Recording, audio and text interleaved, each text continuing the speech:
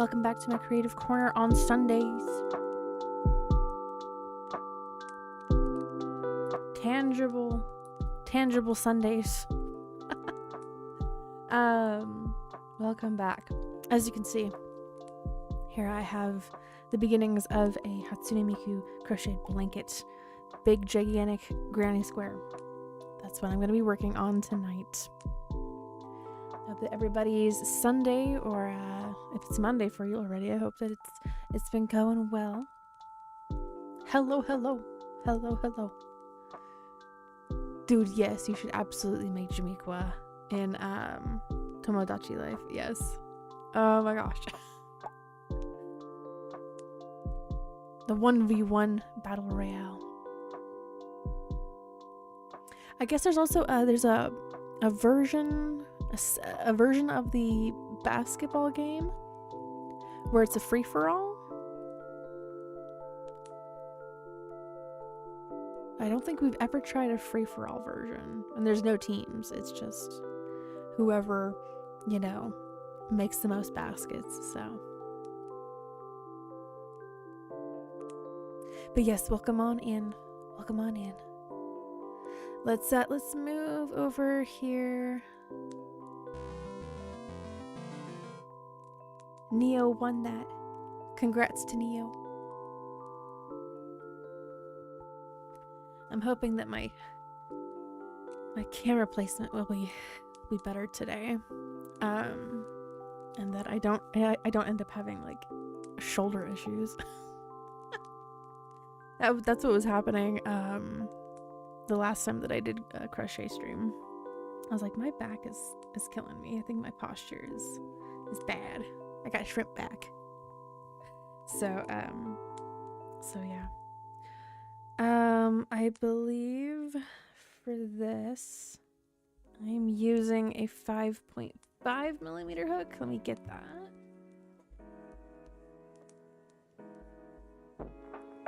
Yep. I have another baby blanket started over there in the background. Same pattern, kind of with this, just not a color pattern, just stitch pattern. And it's using the same hook, 5.5.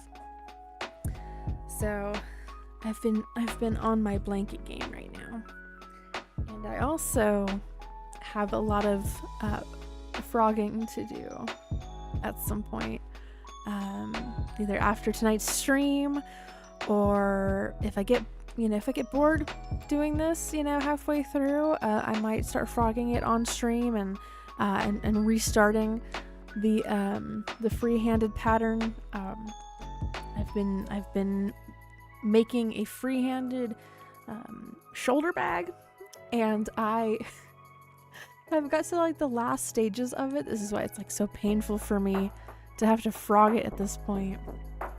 To rip it. Because I've gotten to the end stages of it, and I've found I don't have enough yarn for the completed thing of it. So I'm on the shoulder strap, and I've run out of yarn. So, and it's a big bag, so I'm thinking about I have to go all the way back and half the size of it. So it's like a big tote bag. So I might just make it like a regular sized like 11 by 8.5, like a paper size, like a printer paper size bag. So yeah. So, oh no, strong heart. Get that cleaned up quick. Oh my goodness.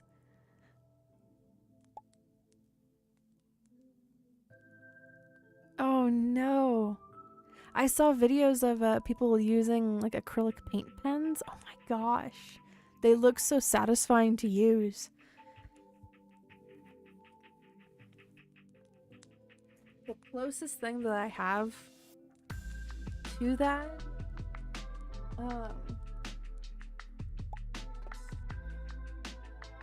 is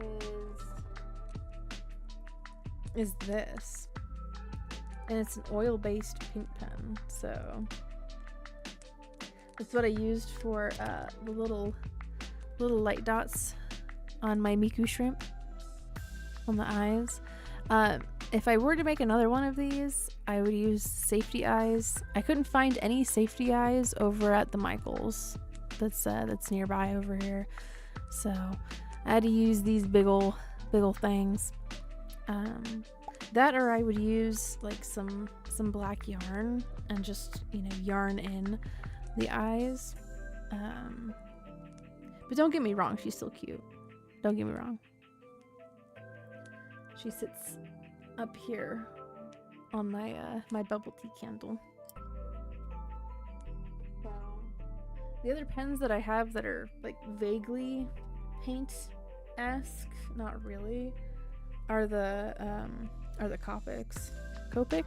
I've never learned quite now. I've never quite learned how to correctly say the name, but I have these ones. They kind of remind me of paint pens, so you could use those as a fishing. Oh my gosh! I think the fish would be like, "What the heck is that?" I also have these. I don't use them a lot, so I used them for a project many years ago that involved Lego faces on a canvas, and it was for a classroom inside of a church, I think. So yeah.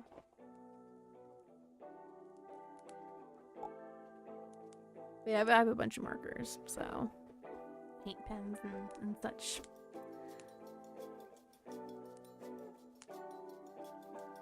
Hello, Zilly. Hello. And tossing the pond, you'll probably catch a bass. Oh, maybe. It probably doesn't taste very good. Person here, what do I do? You let it play out as it's gonna play out, huh? Hello, comrade. The toe eating blanket.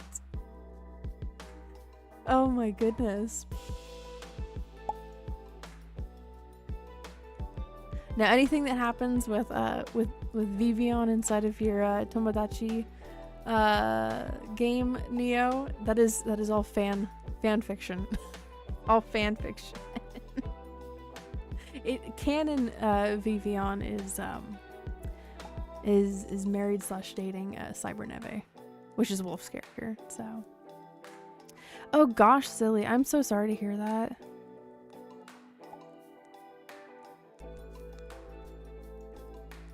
Cry it out,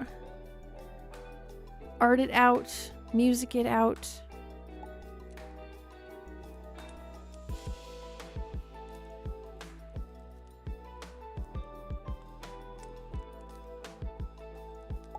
Do whatever you gotta do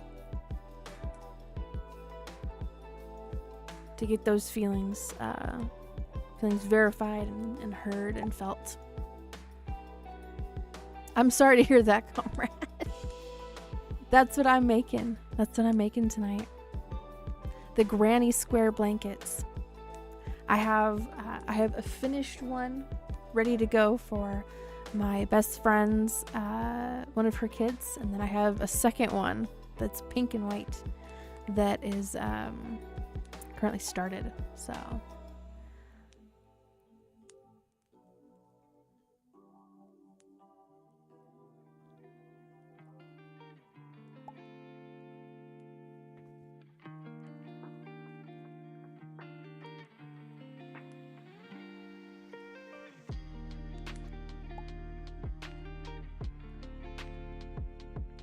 sure, if you want to. Just tell me the colors. Send them to me on Discord.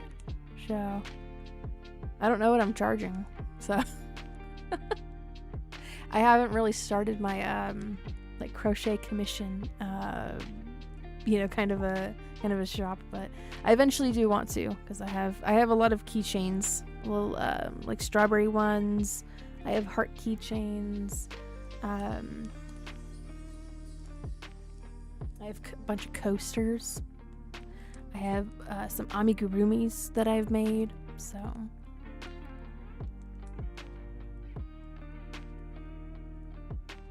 Oh, well, thank you, Zilly. I appreciate that. I try to be cozy, try to be consistent, try to be encouraging of the creative process. So, and you know, not every single day is like that. That's why I take, you know, like the week, the 4 days, Monday, Tuesday, Wednesday, Thursday, bunch of housework that I do, a bunch of cleaning up. So, you know, not every single day is a creative day, but I at least try on the weekends. So, and you guys help me with that. You guys help me remain consistent too. So, all right, sounds good, comrade. I look forward to it. The possibilities are pretty endless with these. So yeah. Oh, I plan to, Spank. Oh, how I plan to. This is the first of many, I think, Vocaloid themed blankets. And I might do coasters as well. Those would take a lot less time, a lot less yarn. I could do hand towels. I could do water tumbler cozies, mug cozies. Like here, I have a coaster right here. Right, it's like a little succulent one. If you fold it like that, it looked like a succulent. So I use this a lot for like my coffee mugs or like a hot chocolate mug. The other thing that I've made, I don't know if I've shown you guys this. I've shown the Discord. And right now it looks a little funky because I've got a pair of pliers inside of it. I have a bunch of my materials in here. It's a peach pouch. I made a little peach pouch. So inside here, actually, I have supplies. I have my little sewing tomato or a pin cushion tomato, tape measure, my stitch counter here. I have some tapestry needles and, of course, a whole bunch of stitch markers. So yeah, that keeps things nice and organized whenever I need those. Just look in my little peach pouch here. Which I guess, like, if you used more of an orange colored yarn, it would look very much like an orange. So, which is where I got the pattern from. But I had a bunch of this yarn. I was like, I need to use it up. So this was the ending of the skein of this type of yarn. So yeah. And then I promise I'll get to this. Can I do a puppy cat? Oh, probably. I also have this that I've shown off to you guys. This actually has a lining inside of it. So, you know, if I were to use like this colored yarn, but on this pattern, it would be a Hatsune Miku themed, you know, little clutch or something, right? So I'm the toy doctor at my house. Oh, check that out. See, and that's really resourceful, you know? Just because something breaks or gets torn or gets a little tattered, it doesn't mean you throw it away. You know, you fix it up as best you can. So gives the pattern of the other two patterns. Are you talking about the pouch and the coaster? Which ones were you looking at? I have a Google Drive document with almost all of the patterns that I've used. Just let me know which ones in specific you were wanting. Magazines paid the price, but I got the spill cleaned up. Good, good, good. Rest in peace, the few magazines.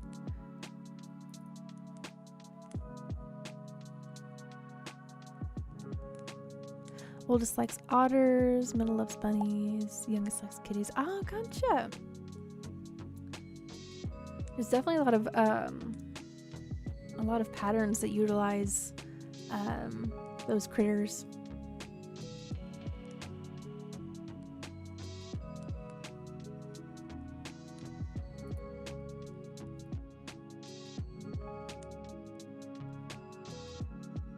Okay, if you were looking for the pattern for the little peach pouch that I showed you, for this one, if you were looking for the pattern for this one,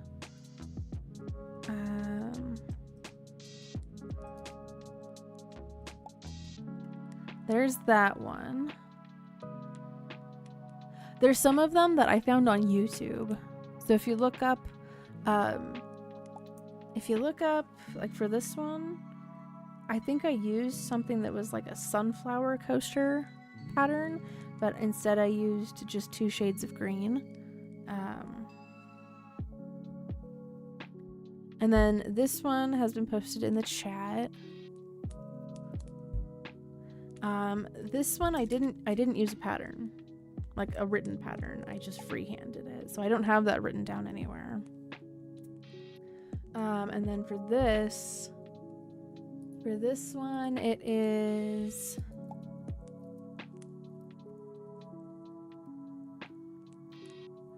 let's see, where is it?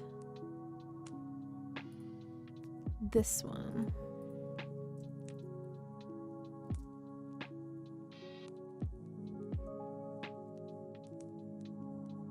Okay, there's the pattern for the blanket.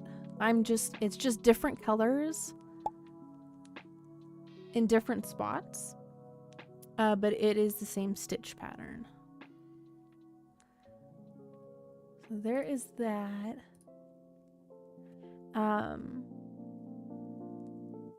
Hello, Angel Eyes. Doing well, doing well.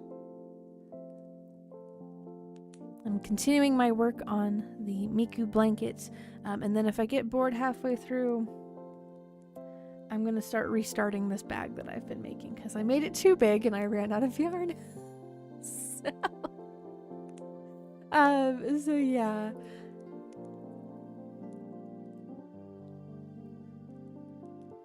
And right now I'm just like, before I go to start, I am on Lovecrafts and I am looking for, let's see.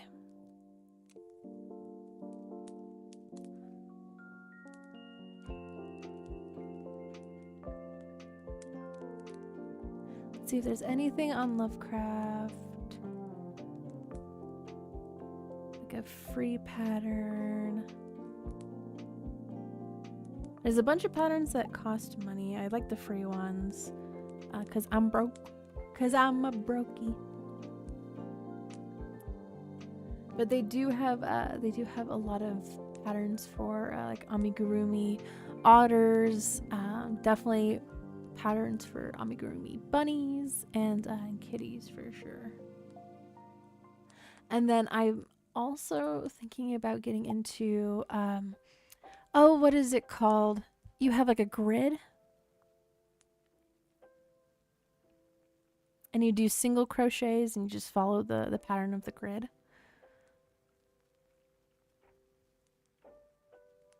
I linked 2. I linked the 2 that I could find, Zilly. And then some of them I've just found on YouTube. So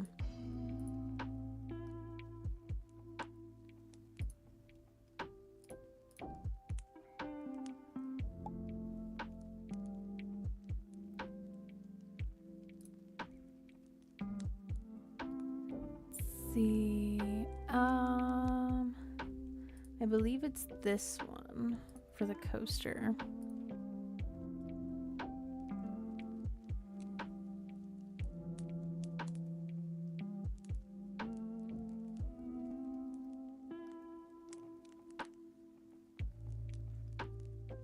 Okay. There you go.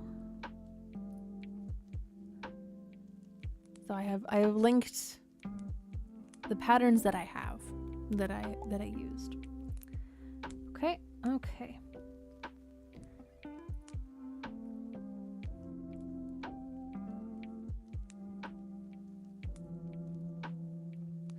And then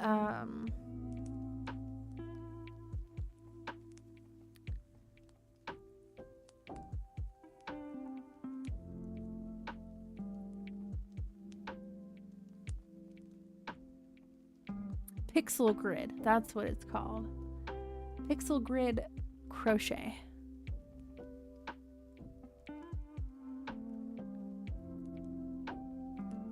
So eventually I would like to try that. And there is an entire playlist on that here.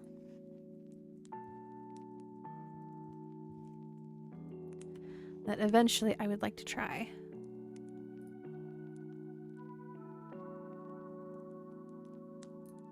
So yeah, there we go. All of my all the links have been distributed.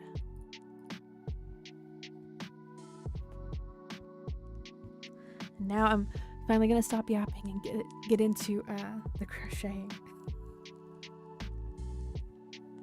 This blanket is already taken up almost all of my space on my desk. But at a certain point, like, I have to fold it into itself in order for it to fit my my desk. Okay, so I have where I ended last time was here at the end. I'm gonna pull this up. Put this into my peach pouch so it doesn't get lost.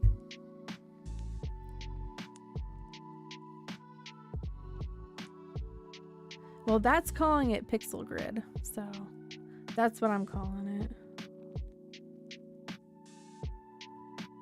You can not press since I start the game of frustration. Oh no! What was frustrating you about it?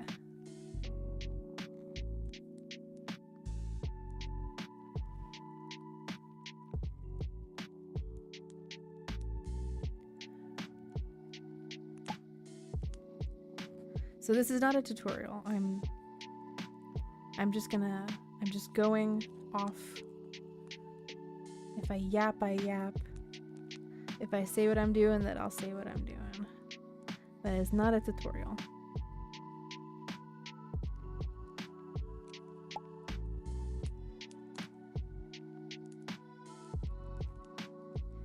Starting my new round here.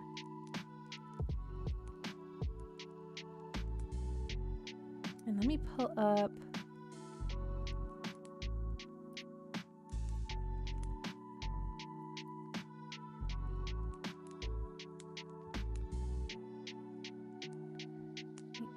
this up so that I have get a reference point for the color pattern. Okay. So we'll do one more round of this gray here, and then we switch to the blue again, and then black, I think. We'll see how it looks.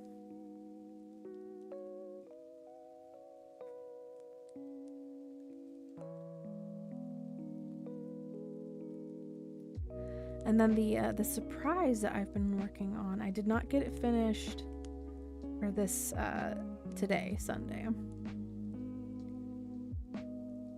So I'm gonna do some work on it throughout this week, rigging it. My laughing spirit. Oh, the brain, Father Brian.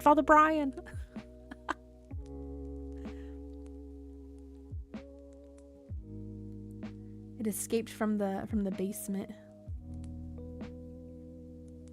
The lab is in the basement.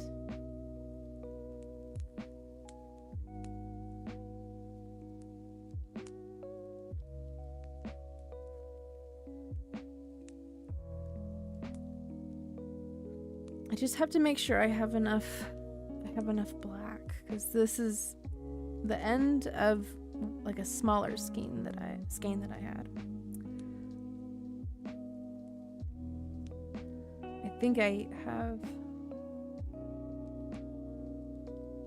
another one somewhere.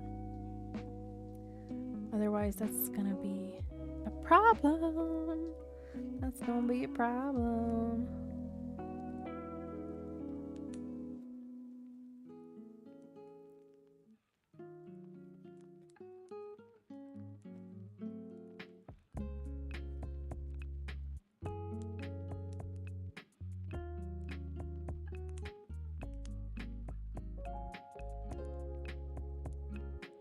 So they work up quickly. They just, like, the more rounds that you make, the longer that it gets. Is it glitching? Okay. Yeah, it's not, like, the boss is not wanting to boss. So here, we'll do this. You guys can reinitiate it. Okay, there. So that will reset it. Like, exclamation point boss cancel. And then here we'll do that. Then it'll start up a new one, and maybe it's just an issue with that particular boss. Hopefully it doesn't glitch out again. So no problem. And I think that anybody can initiate that. Maybe I don't know. I don't know. I trust you guys to not abuse the system.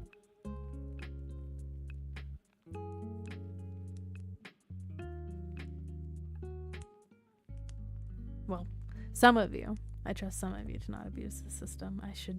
I should say.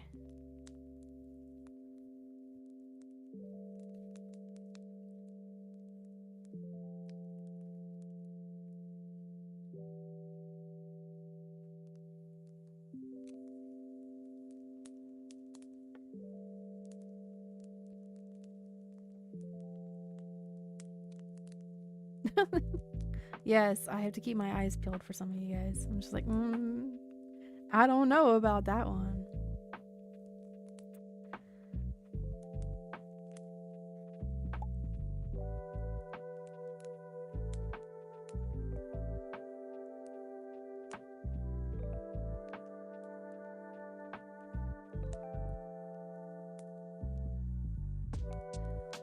Okay, we'll see which boss appears this time here in a little bit.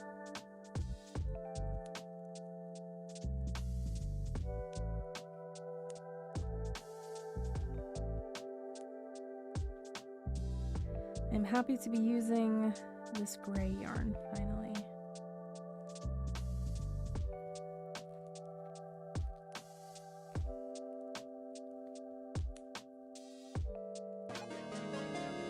Bidoof.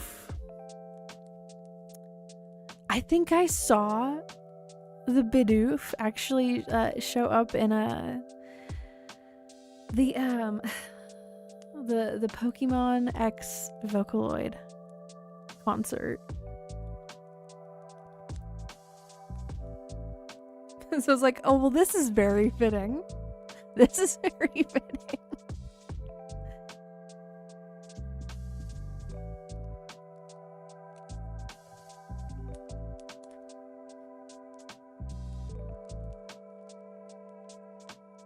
That concert had like wonderful graphics.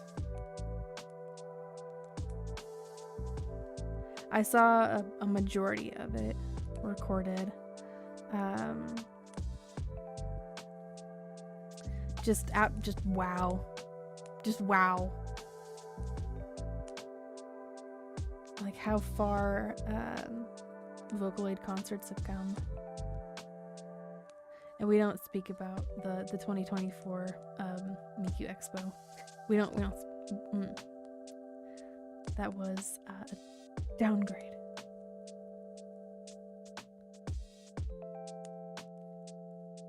The 2026 one looks like they're still using like the video wall screen, but there's like a background in it, and more like graphics on the sides. So it looks better. It looks better is what I'm trying to say.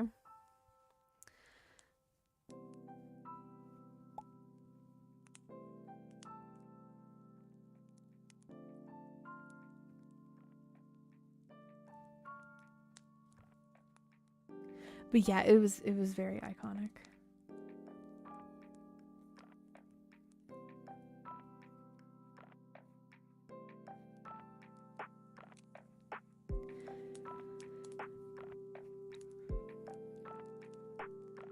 I feel like because last year or earlier this year, February, I forgot to bring my my light sticks. I feel like I should like already be doing like way far in advance, like pre-packing for next year, just so I'm not having to think about, you know, so many things at once.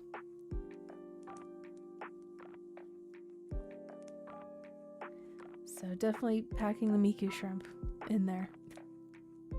So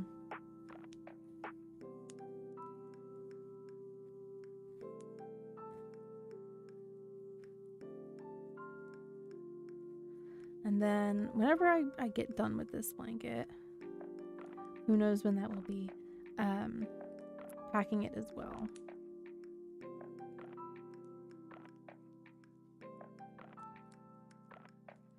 I would like to eventually make a Gumi themed one. That one will be very orange and green, and some pink and white in there. Very carrot-esque. Oh, that would be a cute thing to attach, like at the ends, attach like little mini carrots to it. Oh, like tassels, but they're carrots. See, that would be cute. You know what I should make for this one is like little miniature leeks at like the corners or something. Oh my gosh, that would be adorable. I'm gonna see if I have yarn for that. I think I do. I have some different green. I have some white, I believe.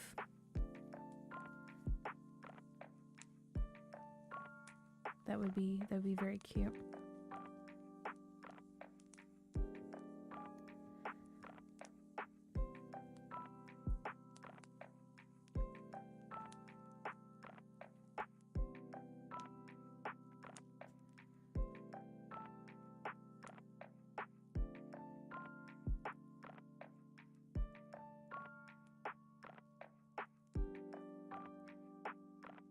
We just keep stitching along. You can see why this pattern is probably a very good one to work on while watching a documentary or a movie or someone's video essay on YouTube. It doesn't take too much concentration, It's just 3 double crochets and then a chain, and then you move on to the next chain space right here.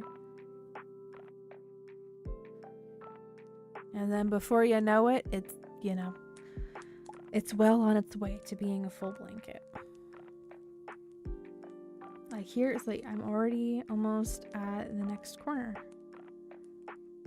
without really having to use too much of my brain. So this is a good pattern for a low energy brain day.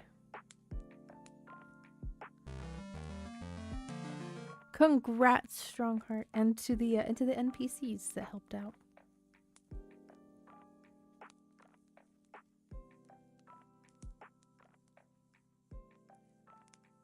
The Bidoof stepped up to the plate because Father Brian didn't feel like fighting.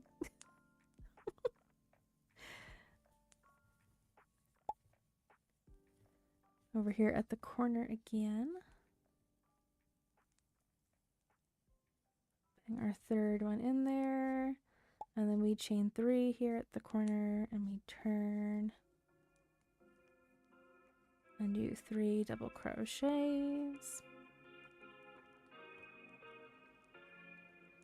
Now the end of this blanket, like when it's like really, you know, time to be done with it,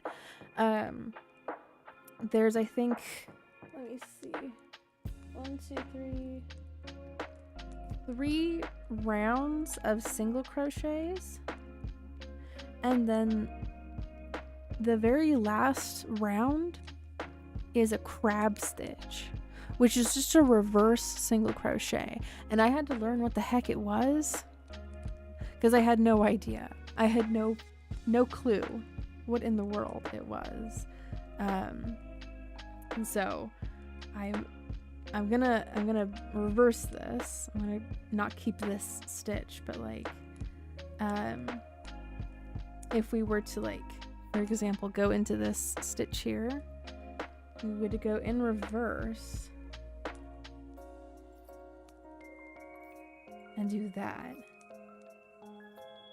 And then, you know, you keep crocheting backwards and doing a single crochet, but backwards, and it made like a really nice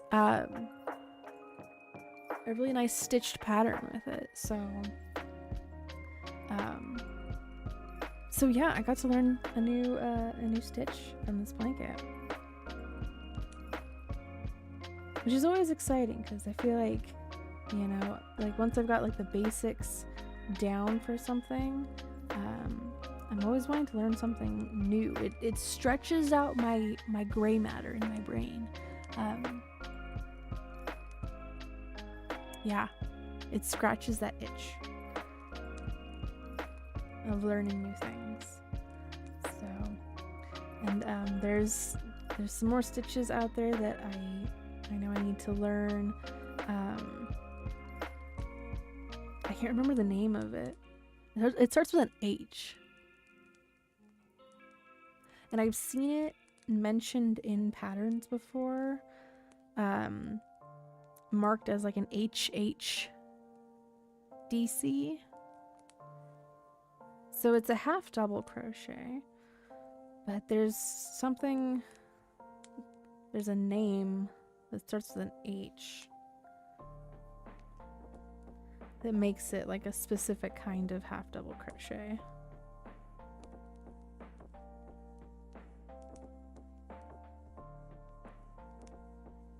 I have noticed whenever I stream the workings of these blankets, sometimes I'll accidentally put 4 double crochets instead of 3.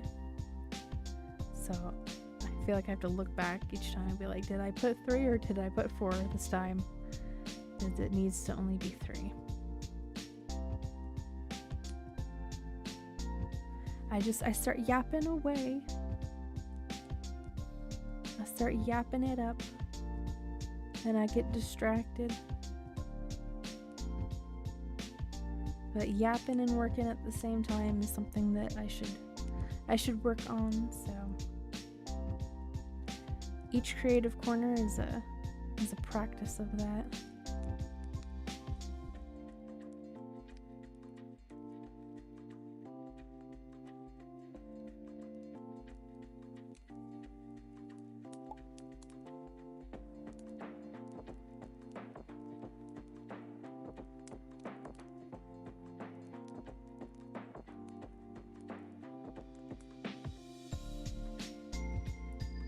Getting closer to the corner over here.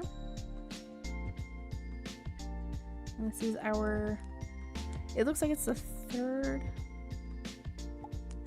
one. Let's see here. 1, 2, 3. Yeah, it's the third corner.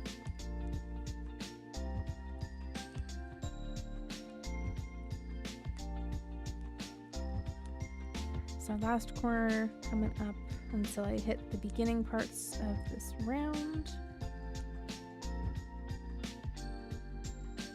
And then we will fasten it off, and I think I said we're gonna change over to the blue again. Do a single round of the blue and then go into black. If I have enough. We shall see. Hoping I do. I could have sworn that I had a gigantic skein of black.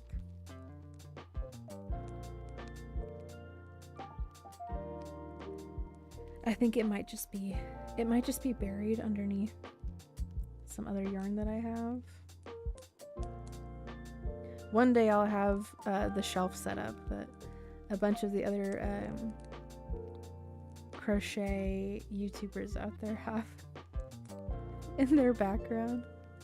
It's like a whole rainbow of yarn. It's goals. It's goals someday. For now, I have like reusable shopping bags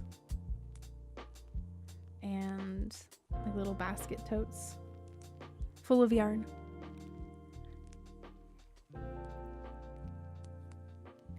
Okay, here at the corner.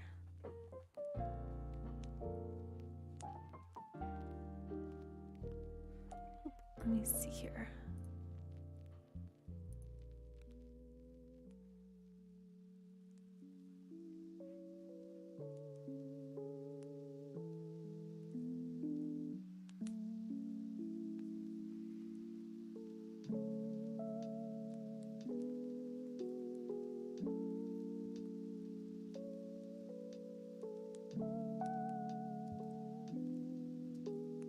Give me 1 second.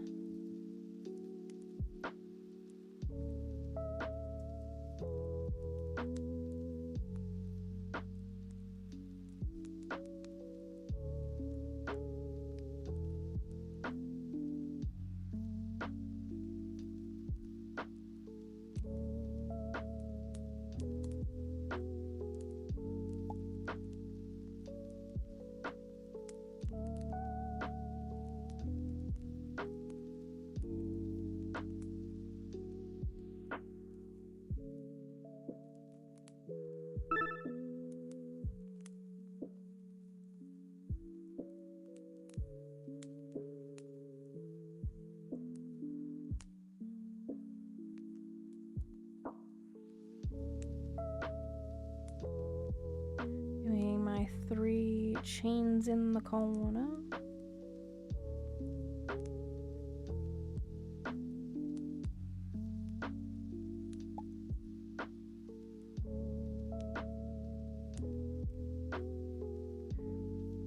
And we turn.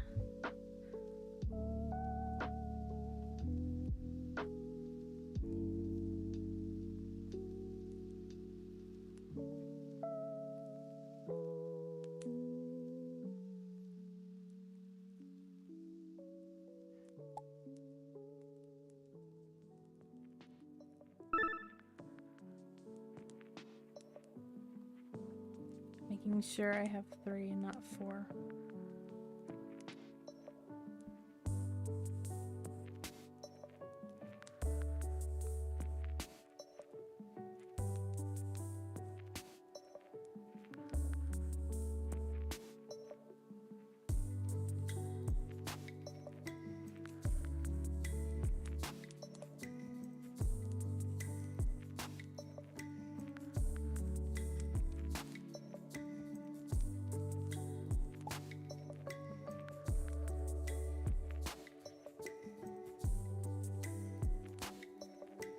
locking in as my hands decide to stop working. Love that feeling. The brain gets locked in, but then the body's like, I don't know what to do anymore.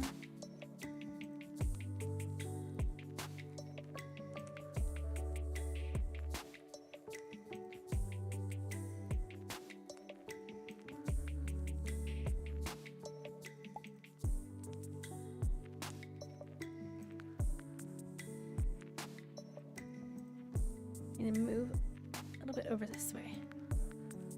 I keep shifting over this side because my mic is over here. I need to stay right here.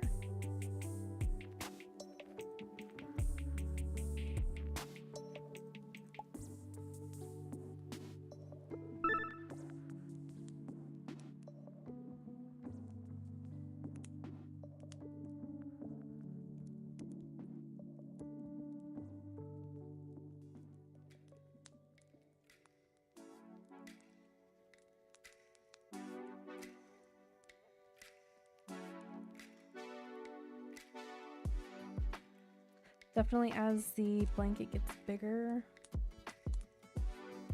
because this is what happened with the other baby blanket that I've made and finished,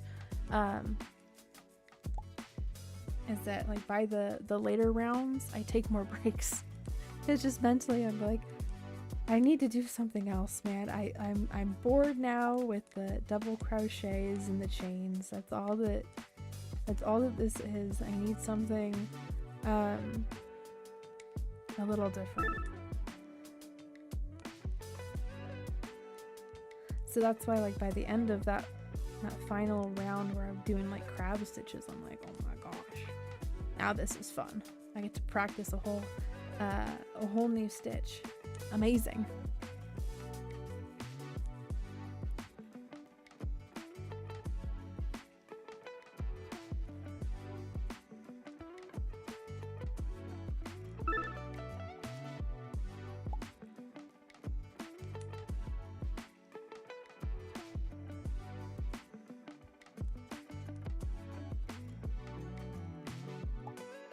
There, now my hands are functioning properly, cooperating with me mentally.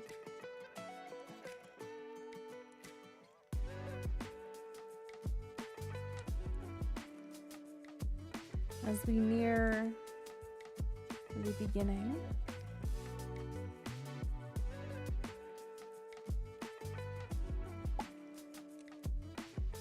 the other Vocaloid themed granny square blanket that I'd make is a Teto one, probably. A whole new stitch. Yes, yes. Exactly. But yeah, and I think that a Teto themed granny square blanket would look so pretty. It would look so pretty. Okay, so we're here at the end. Then we go into this, so there's two chains right here. We go into this second chain here. And we do a slip stitch through it. And instead of going into this next chain space and doing a slip stitch again to do another round of that same color, I'm going to do a chain one and fasten it off. Right here. Where are my snips? Oh, it's over here. Take my hook off for right now. Oops. Snip the yarn. And some people weave in their ends as they go. I should do that, but I just haven't been. As you can see here. I'll probably just end up doing them all at the end. It's, you know, you get into a groove, okay? You get into a groove of it, and I'm not at the weaving in the ends part of my groove, okay? I don't want to throw off my own groove.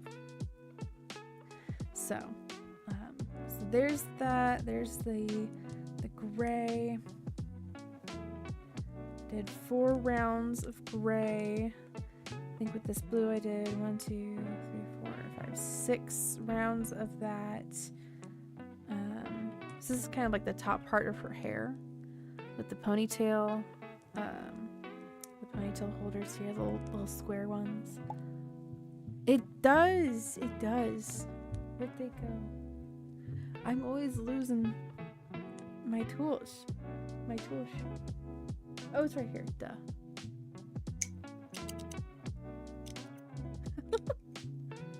You always gotta give them a little test. A little test snip.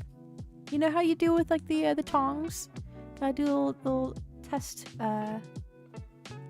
tong usage. The clink clink. Okay. Let's do. This is kind of like her vest here. The shirt. So now we'll move over here to. Let me just see here. Top part of the armband. Oh, absolutely. Yeah, there's memes. There's memes. You gotta give it a test, a little test clinking. Okay. And then there'll be black after this. I'm kind of like looking to see what it would look like if I did that. I think it's like a sensory thing, honestly. It's like the same reason, you know, we go over to the grocery store, we see a nice steak, a nice piece of meat, we just gotta smack it. Just gotta smack it. It's a good one if it jiggles. So, I think it's just a sensory thing, you know? Or maybe there's a deeper psychology behind it. I don't know. I haven't looked into it that far. I just know I like it. Okay, let me see if I have enough black. Because this is going to be the end of that little bunch here. And on camera, it just looks like a void. It looks like Vanta black. Ooh, wouldn't that be something? That's the true challenge, is knitting or crocheting with like actual like Vanta black colored yarn. It absorbs all of the light. Good luck trying to like figure out what stitch is what in that.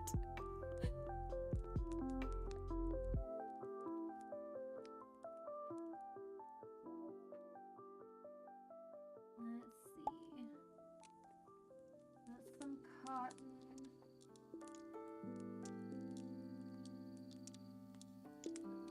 Is a jumbo yarn.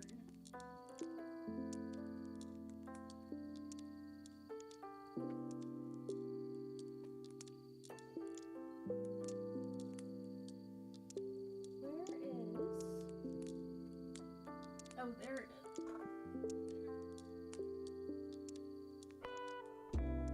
I knew it.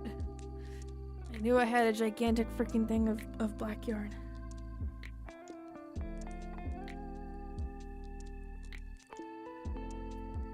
Okay.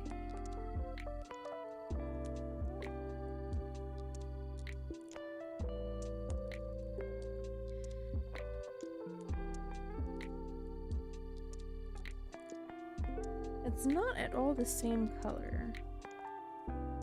Just wanting to see. It does look really nice on camera though. Like a nice like teal color.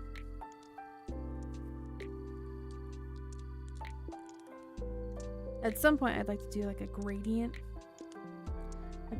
colored pattern. It starts off really light or dark and then it expands out. I have a blanket in the front room of my house that uses this exact same pattern until you get to the end of it. But the colors are the color pattern is interesting. It's interesting. It goes from like a pink to a blue to a brown to a purple to a green. And I'm like, what is going on here? What is happening? So yeah, but it starts the exact same way.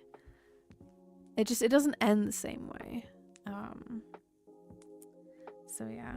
But anyways, let's grab the blue here because we're doing one round of this blue for the top part of her armband.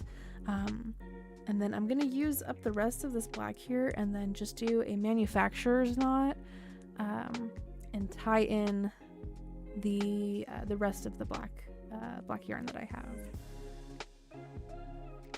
So we'll do our slip knot here.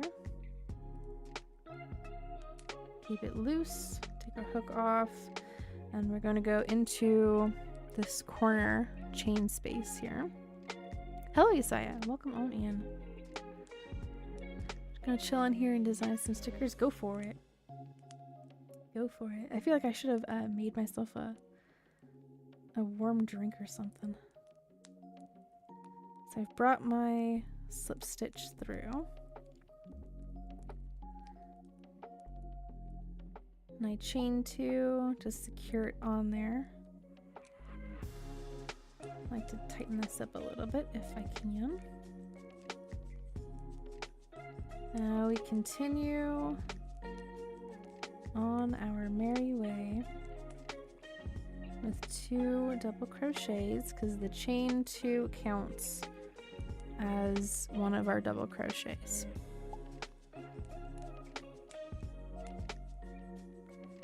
Now we chain 3.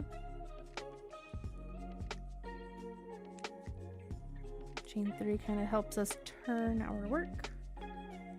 And we do 3 double crochets here to complete the corner. Chain 1. And each time we're chaining 1 and going into the previous round's chain space, we're creating another void space here. I'm going to gather up my work here and turn a bit. As it gets longer, I have to like fold it into itself. So, and I have no idea how big or how small I'm gonna make this blanket. The baby blanket is, I think it's like 34 rounds. Here, it's a good thing that I have that linked in the chat. Let's see here. The baby blanket is 35 rounds.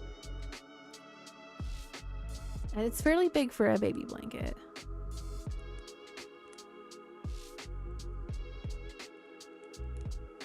So when I get to 35, we'll see. We'll see how I'm feeling about it. Just double that size. We'll see how it goes.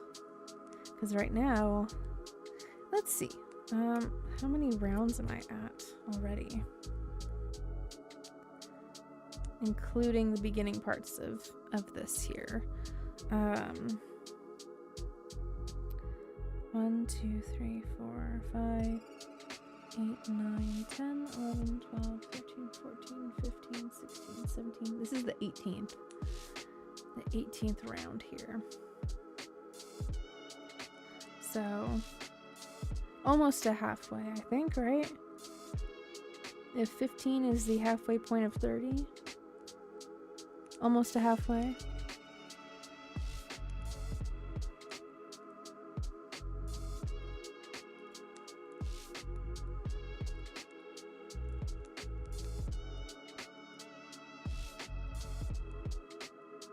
Now I'm using different kinds of yarn here. This is a thicker, the gray yarn is thicker than the blue, and even the pink and the black down here are a little thinner gonna move my skein. But I'm okay with that, honestly, because I'm using up the yarn that I have. I've been wanting to use the gray yarn for something, though I am.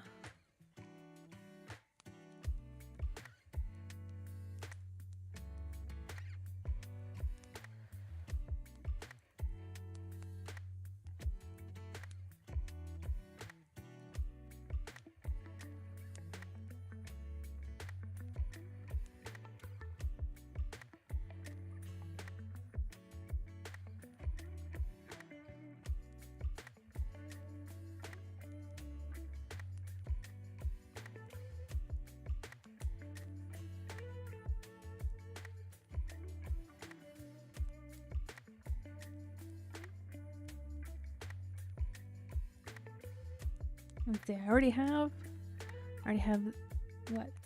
1, 2, 3, 4, 5, 6, 7 segments. 7 sets of 3 double crochets in a chain.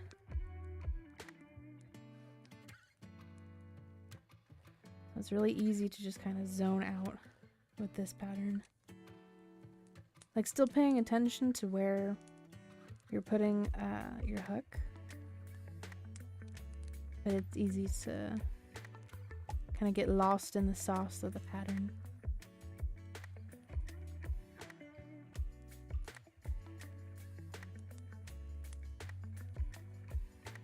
I'm glad to hear that you're doing a little better. You're doing better than yesterday morning.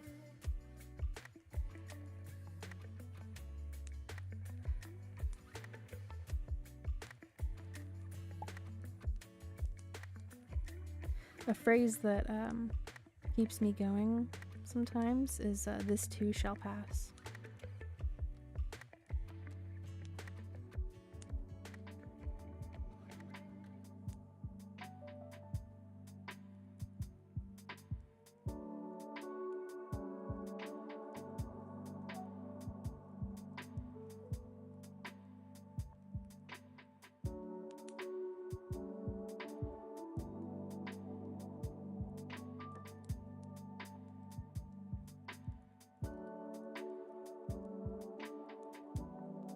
Something that I do notice with the thinner yarn here is that it tends to escape me a little bit.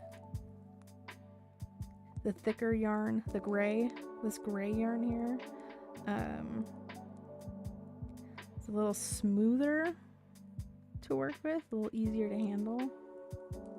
But the smaller yarn is softer, so you have to kind of, weigh your pros and cons. Easier to work with, but not as soft.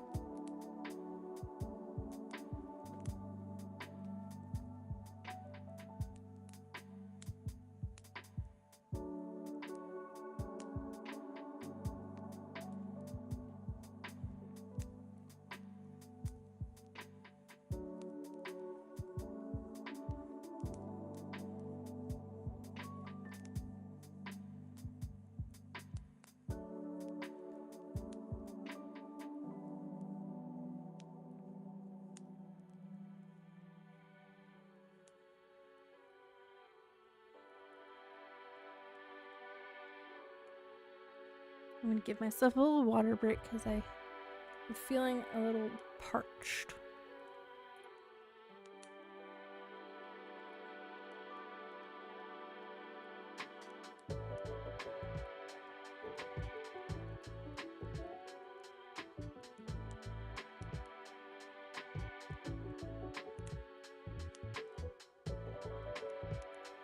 Okay.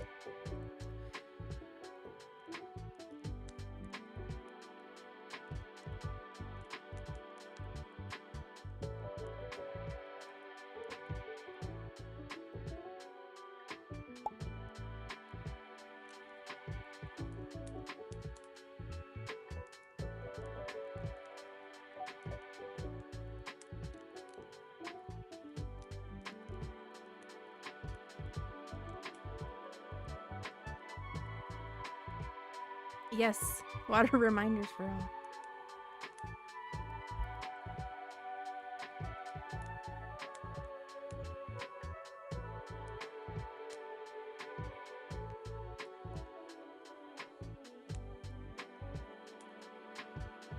I think I've just been getting dehydrated, and I wonder. I then wonder why. Like, oh, why am I craving water? Maybe because I'm dehydrated. That might very well be the case.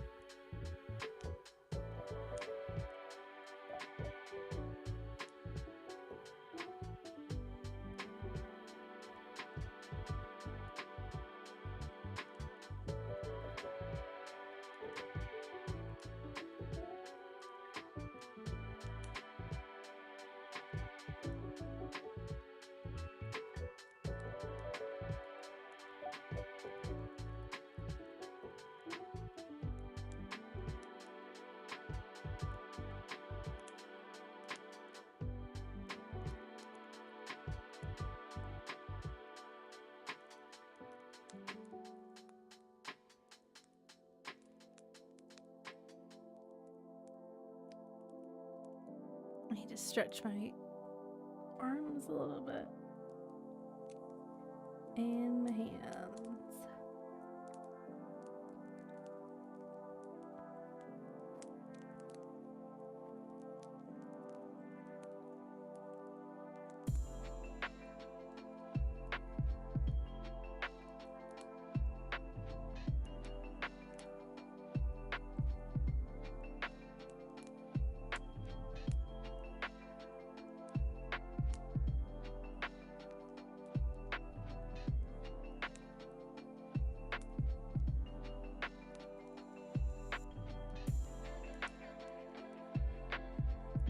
I've also adjusted my posture as well. It's a little more relaxed. A little farther away from the mic. Sometimes I get like all up in the mic. Right now I'm kind of just, I'm back here. I'm hanging back here.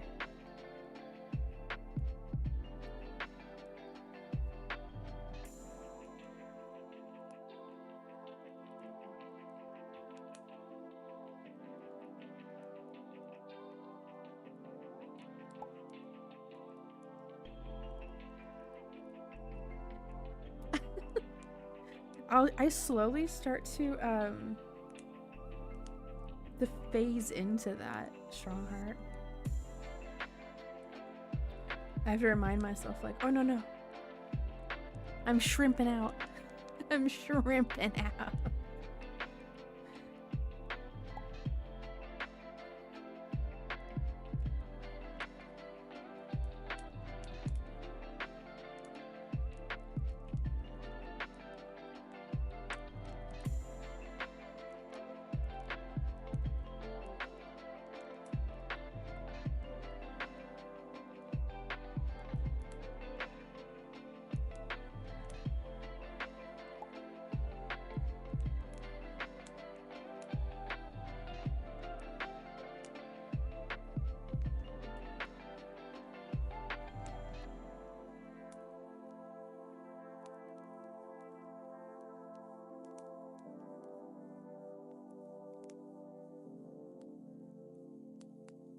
I was going to grab my bottle of water, open it, and drink. And moments later, I come to and ask myself, why am I drinking water? I didn't touch my water. What?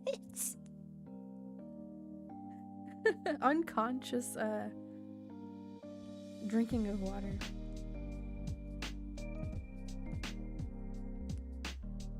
Yeah. The body is reacting on its own.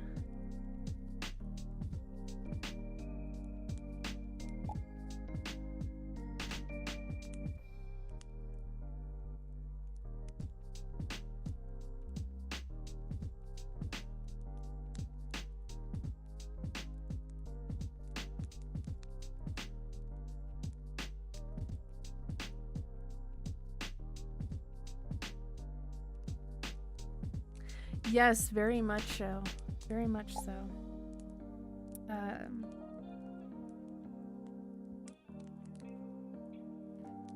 It's like when you go into a room and you like completely forgot why it is that you went in there.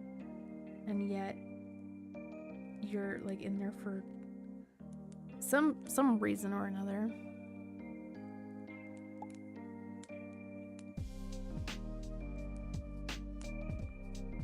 Your body knows it has a reason for being in there. There's a purpose for why you traveled there. The brain's like, I don't know. I don't know why we're here.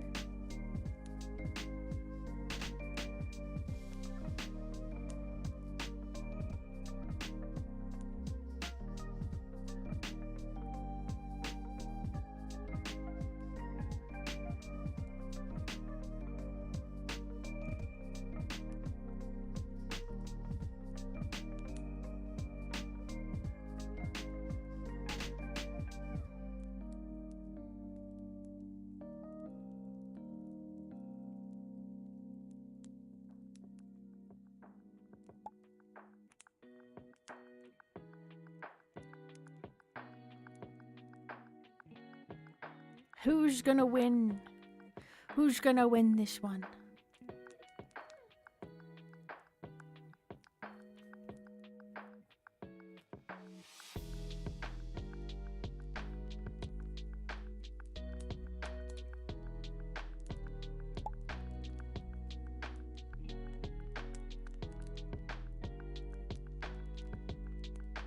I have a banana. The banana is the weapon.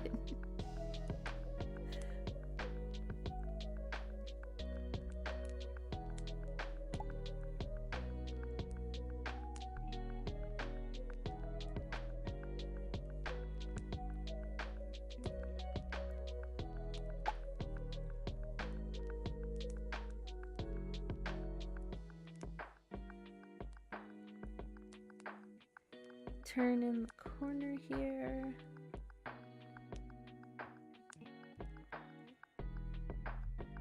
One of these days, Strongheart, you won, and it was really close too. My goodness. One of these days, I want to make a blanket that has like this same stitch pattern, but like these look like mermaid scales. One day and then I came to and I'm like, wait, I'm here and how to get here, what the heck's going on? Everyone else was just acting like everything was normal. Oh my goodness. Everything's fine, nothing to see here.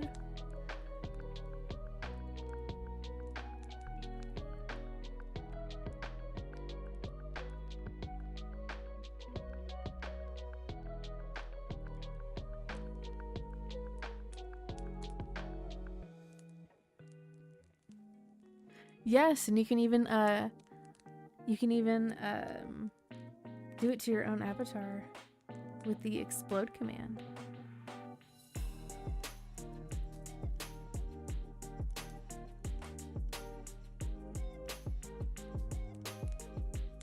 You know, I should find I've had it turned off for like this whole time right now. But I should find like a cute little like fart sound effect, because you guys can have your avatars fart.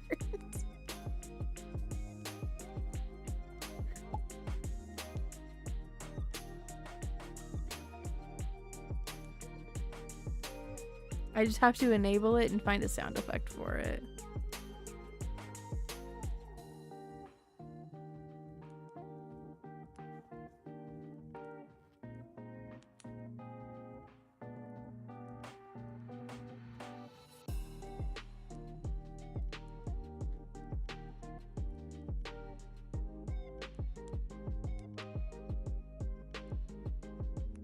I bet you there's probably some people from Wolf's chat that that would utilize that too much.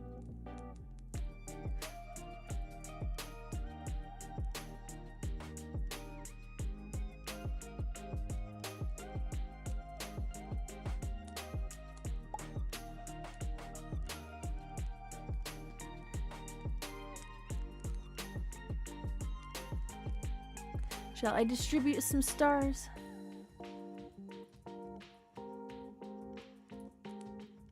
What if I put them down there?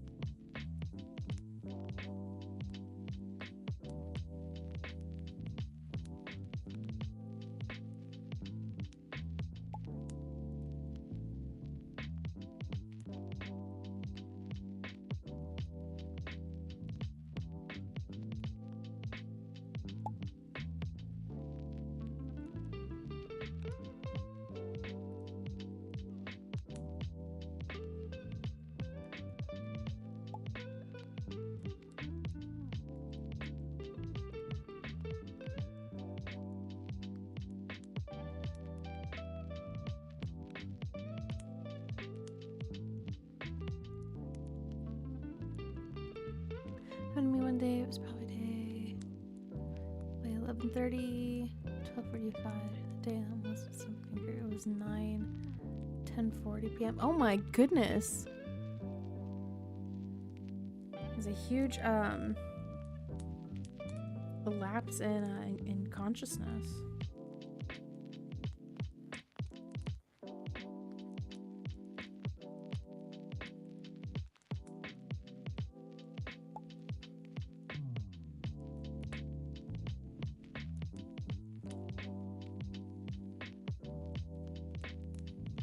See, that would freak me out.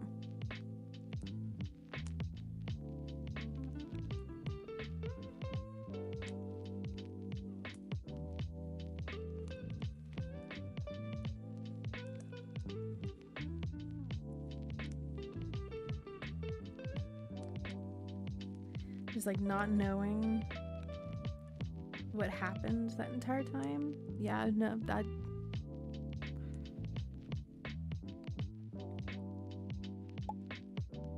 It's kind of happened to me before, but it was like I had gone to sleep and then I woke up and I was staring at a tree outside.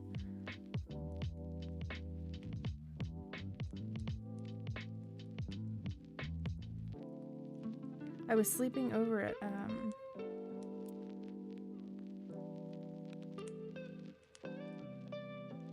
at that point he wasn't an ex, but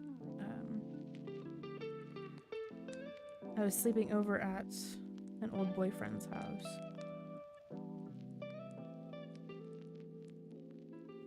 And I think we'd been drinking, we'd been smoking, and I had gone to sleep, and then I woke up, and it was still like the middle of the night. But I was outside, and I was staring at one of the trees out there, because he used to live in a pretty like dense forested area.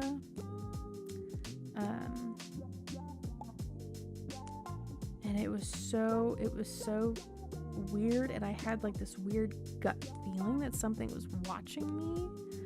And so I booked it inside. And I was still like half awake too. It was really bizarre. It was really freaky.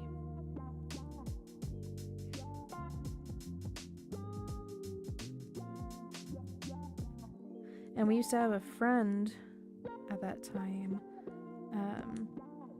that like he had been over at the house like once, and he said he was like, I am not going back over there and like spending the night ever again, because I get like this weird vibe, this bad like juju kind of like an atmosphere.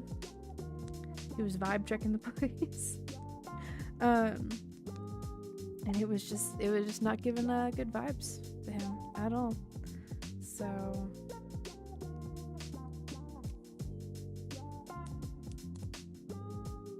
I don't know, maybe something something happened over there.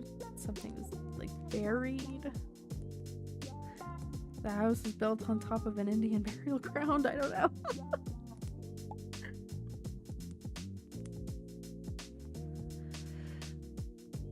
So I was there doing chores and stuff, but I generally had no memory of me doing anything in that time frame. See, that's so freaky. That's so weird. Weird light looking, like it was twinkling different colors. It just got bigger and bigger. Both nearly jumped at the same time. I said to him, you see that? He said yes, it was getting bigger. He said he saw the same thing I did. See, that's abduction. That's alien abduction.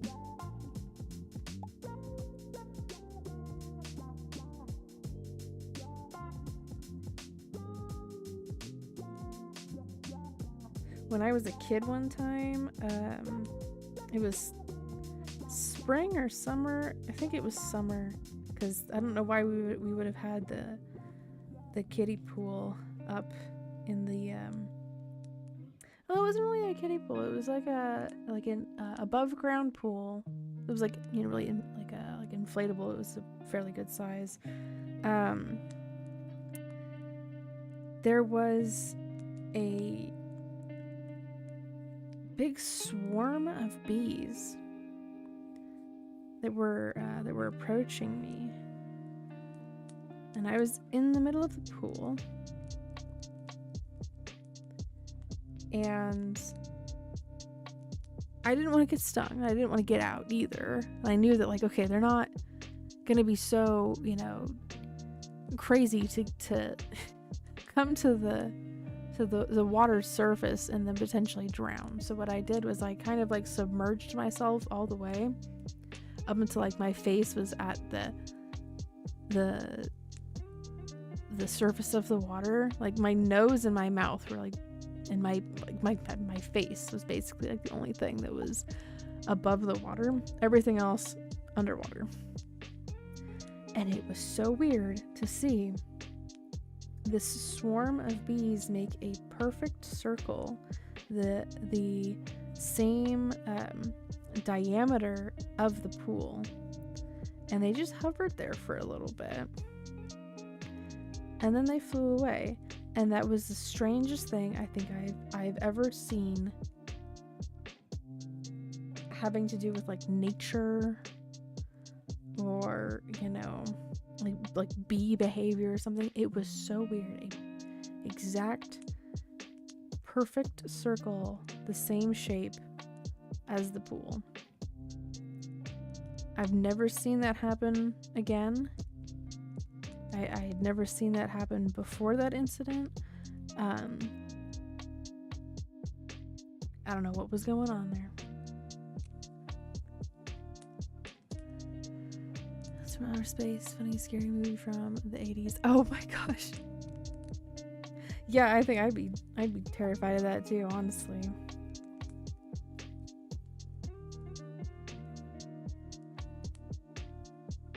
I don't know why, but that reminded me of the sequel book to Charlie and the Chocolate Factory, because it's so far like detached from the first book, because it deals with aliens and it's like a sci-fi, it's like a space themed story, and it has like I don't think it has anything to do with a chocolate factory. Like, what?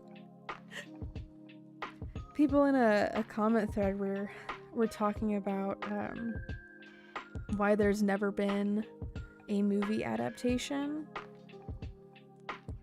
of the sequel for Charlie and the Chocolate Factory, and people were saying like it's because it's so different.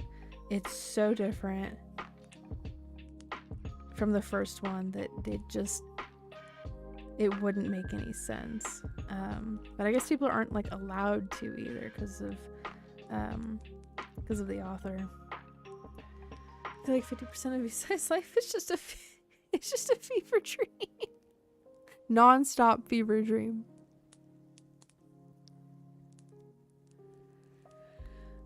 When I'm underwater, I would point my body downward, and that happened. I completely lost my memory for a second. Oh my gosh, see, that's dangerous. That's dangerous. Because then if you know, if you go completely underwater and you forget that you're underwater, and you start trying to breathe, you'd like accidentally drown almost. So it looked like I was flying downwards from the Superman movies. Oh, yeah. Whenever my family had the above ground pool set up for the summer, I would try to run around, like, because it wasn't a very deep above ground pool, so like I could be on my my hands and knees and running around pretending like I was like a water horse or something, and like my head wouldn't be completely submerged in the water. So I'd try to put up these like obstacles and jump over them. And I did that in the trampoline too, but the obstacles didn't stay down, obviously, because it's a trampoline.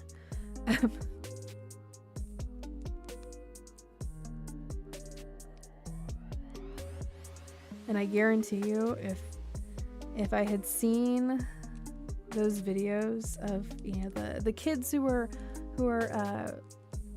like running around in actual like horse arenas with jumps and like different obstacles and stuff, and like jumping over them, and you know, it's like a whole race, I guarantee you I would have tried that.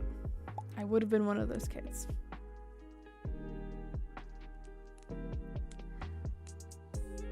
I never had enough space or was lucky enough to have my own horse, so it's like, you know, you don't have your own horse, you become the horse. or you play games where you own a horse. So I had a bunch of those too. Played a whole bunch of Starshine Legacy, which I've shown you guys on stream here before, and Star Stable Online, which I've tried to stream, and it just, there's a lot of lag, sadly, because the game is just really not optimized. It's really not optimized, and it's sad that is the case. But then I had also played the Pippa Funnel game. There was the Barbie Horse Adventures Mystery Ride.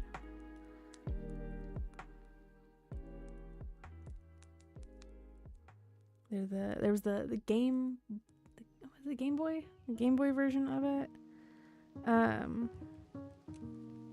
Which the soundtrack for that, it's kind of, it's a little haunting.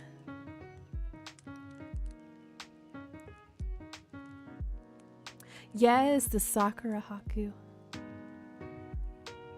Pink Haku, Sakura Haku, whatever you want to call it. Okay, we're gonna slip here into this chain.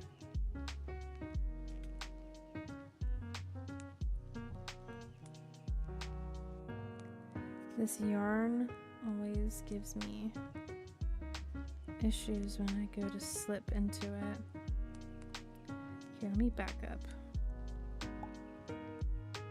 Back up.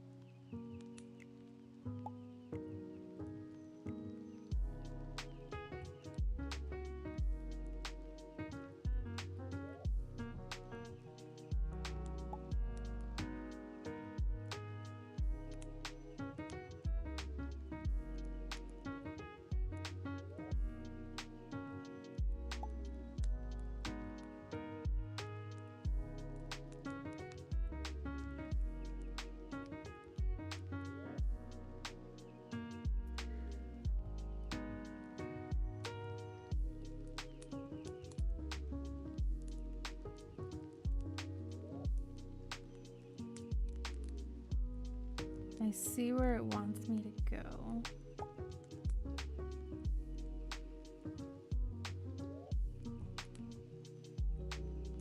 I just need it to not split.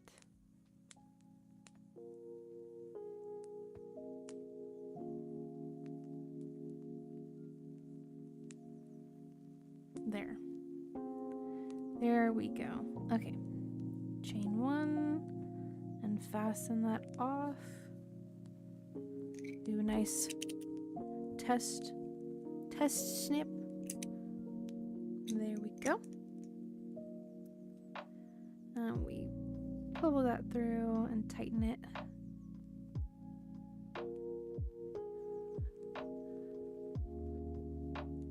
If they make a new Shrek, they better have Eddie Murphy. Dude, it's gonna be a sin if they don't have Eddie Murphy in there. I was already like suspicious of it because of how it initially looked. I heard that they are redoing things and fixing it. But they have Zendaya voicing the daughter. I'm like, what? What? Yeah. And people are already, doing predictions of like, oh, I know where this is gonna go.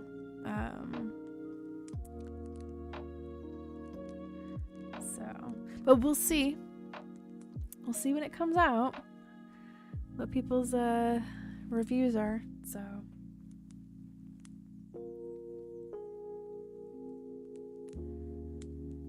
okay, let's see how much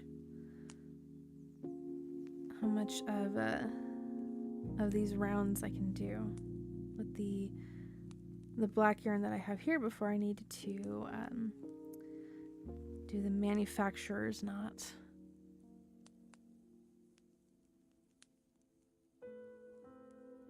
Oops. I need this slip knot to go through. 1, 2. I almost did 3 there. I only need to do 2.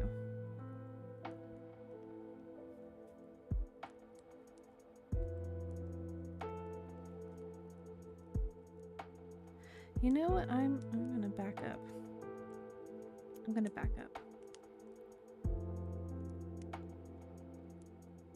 Because I want to carry this tail here. So I'll make sure that is being carried through. It'll be one less end that I need to weave. I'm thinking now.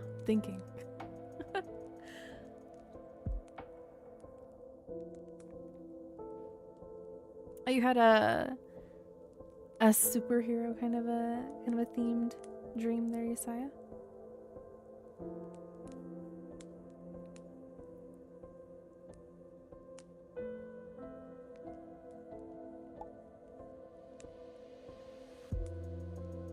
I had some kind of a weird dream the other night that I can't really remember much of it, and that's like, it drives me nuts.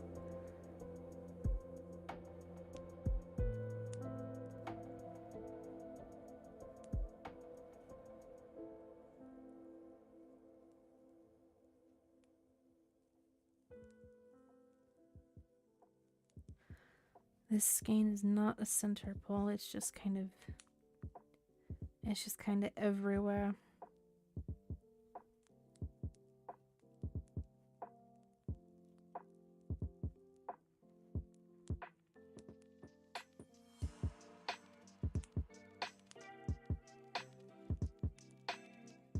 I think that's looking like a nice colorway.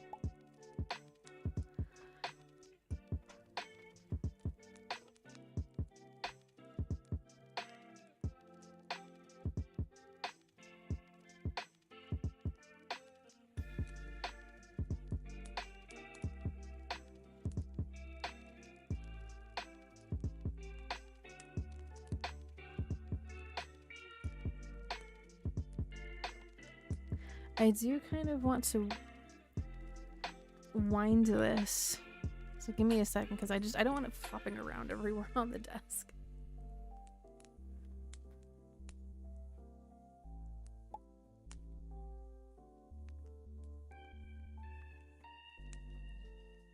I think this will be enough.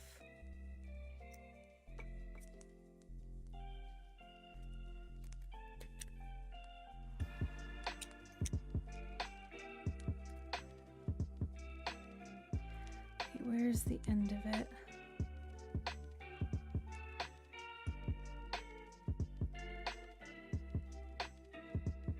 I don't want to accidentally knot it.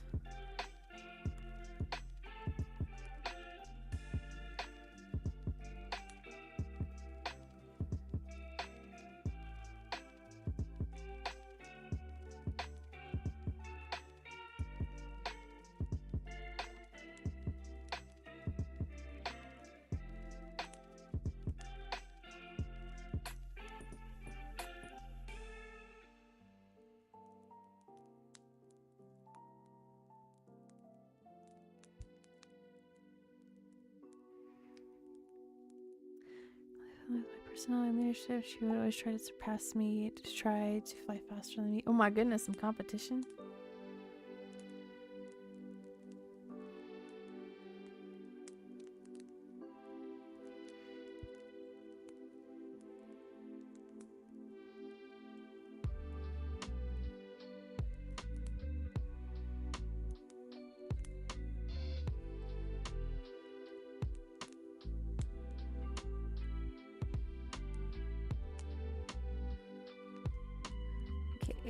Feed this into the tube in through this little slit here.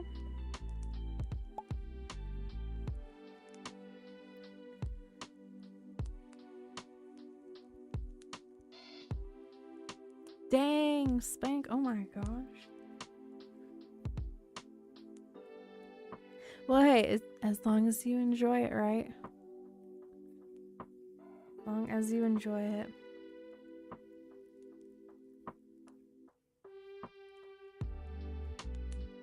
Does it have a name? Did you give your car a name?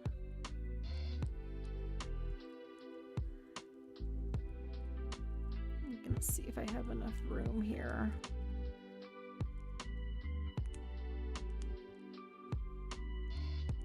Aha.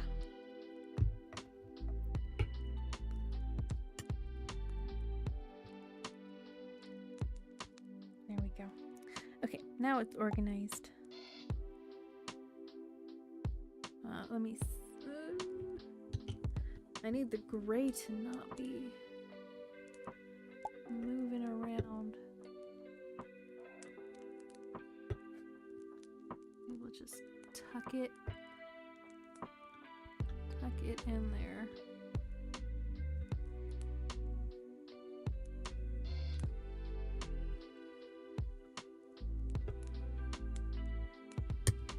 There we go.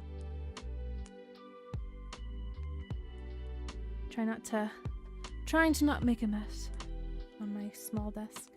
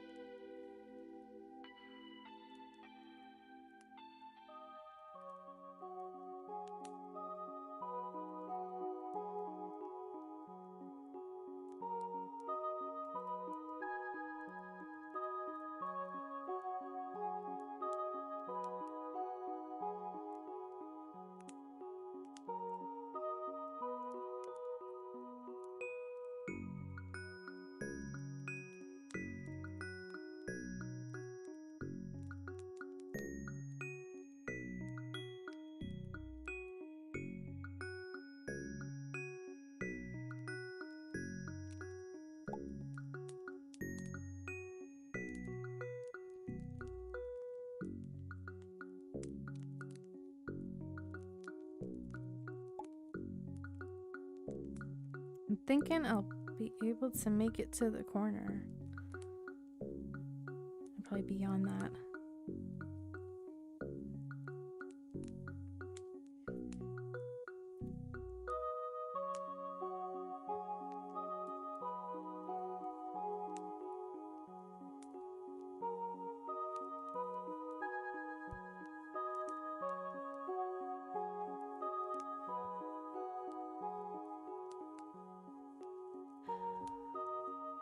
The car grips the road like crazy. Oh my gosh.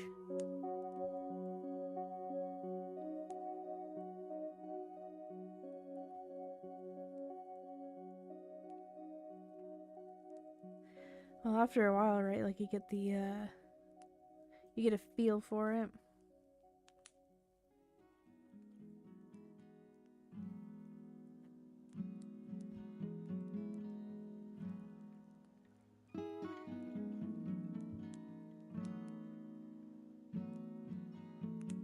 If I had money and time, I'd love to have another Suzuki Sidekick or Geo Tracker, whatever you want to call it. So they're just fun little cars.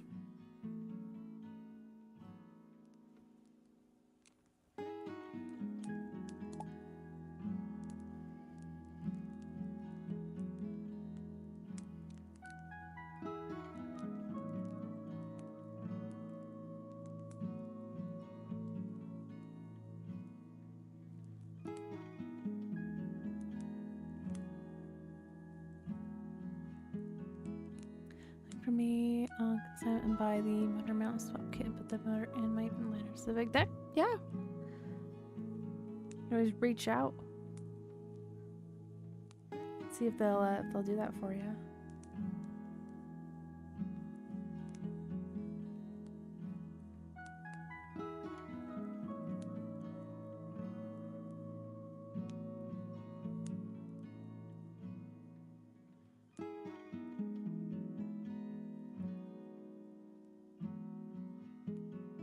Do what you gotta do.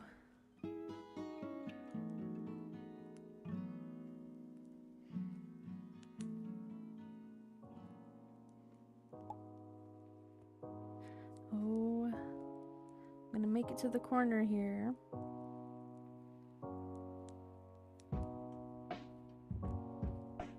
Let me see if I can actually finish the corner with the amount of yarn I have left of this. 3, chain 3,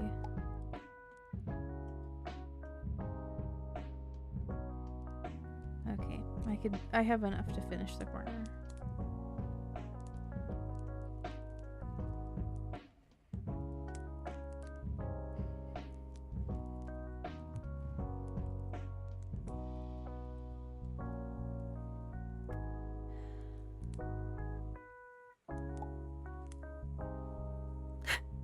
Beans! I have a good update on Mrs. Beans today. So the cat door that she has in the garage that leads to the outside,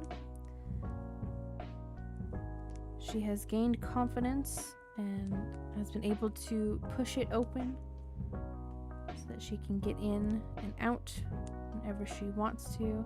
Originally we had it propped up so she could just go in and out without having to push the door, the little flap open. But I caught another cat in there about like I feel like it was like a week, maybe 2 weeks ago. And she's been getting very like defensive over her food, probably because of that. So we removed the thing that's like propping it up. It's like this like large metal hole thing used for like marking like fences.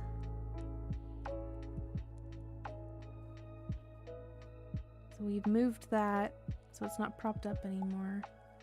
But she's been pushing the little magnetic flap open and getting in and out however she, whenever she pleases. So we're very proud of her for that. This cat likes to go out too. Oh yeah, yeah. She's very much like an inside-outside cat. She's not like completely inside cat. She's not completely outside. She likes to be somewhere in the middle.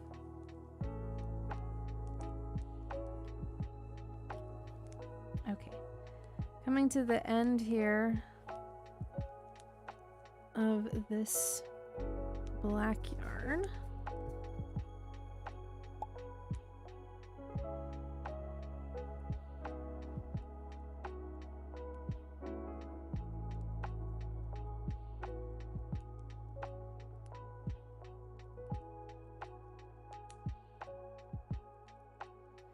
There's the end of it.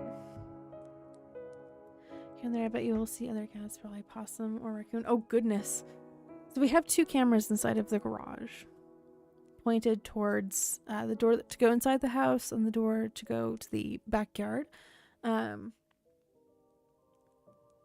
Hopefully not, though. Hopefully not. We're gonna have a serious problem then. Okay. I'm gonna attach this yarn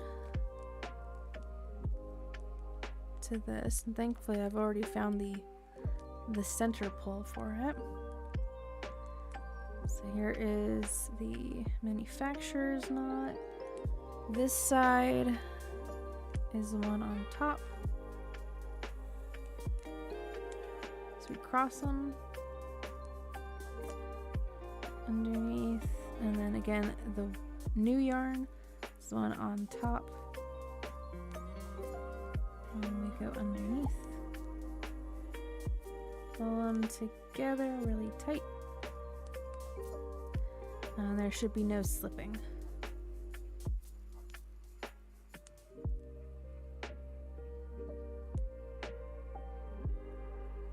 I'm gonna snip off this excess. Not too much, just in case there's some slippage. There shouldn't be though. It's a pretty tight knot.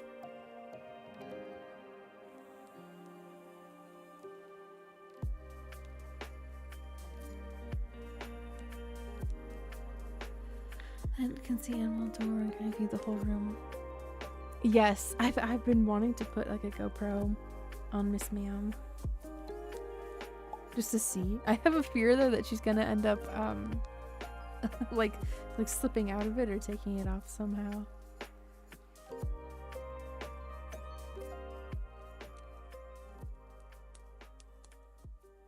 But it'd be interesting to see like what she does with her time, with her day.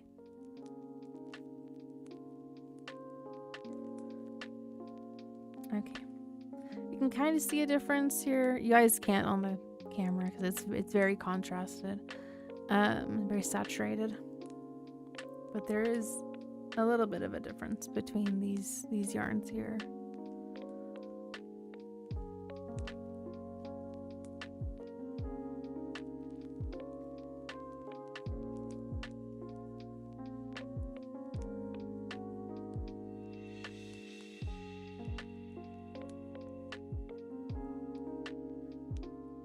Unfurl this a little bit and see where is I'm working.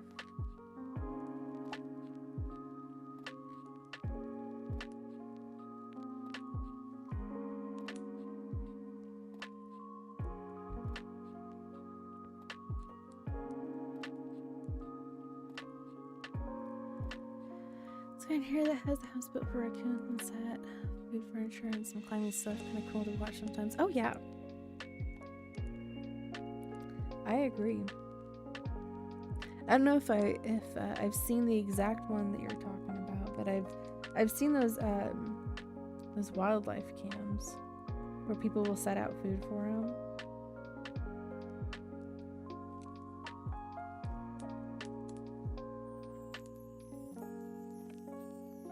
There's a channel that posts videos of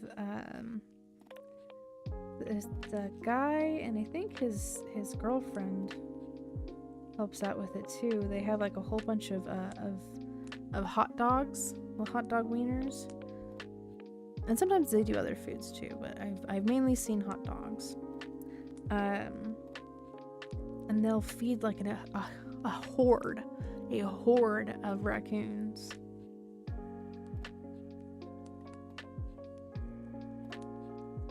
On their back porch. And like they'll climb all over him. They'll climb like behind him. He goes through like pounds of hot dogs in minutes. Just crazy stuff. And I think it's like generations of raccoons. Be like old ones, baby ones.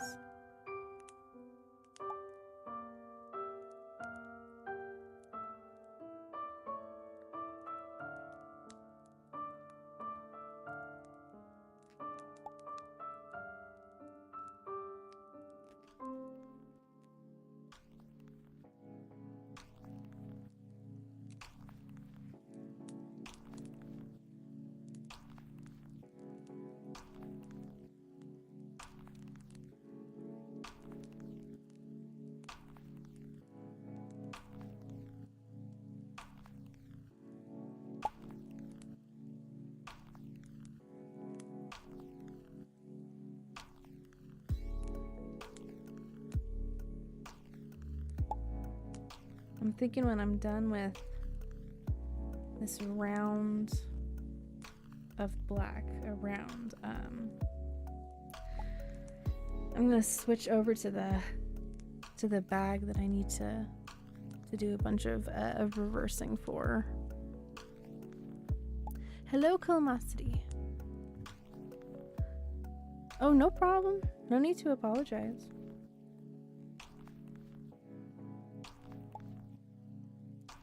Sometimes it's good to be busy. It keeps the mind occupied. Makes time go by. Keeps you productive. So no need to say sorry. I'm glad to see you though.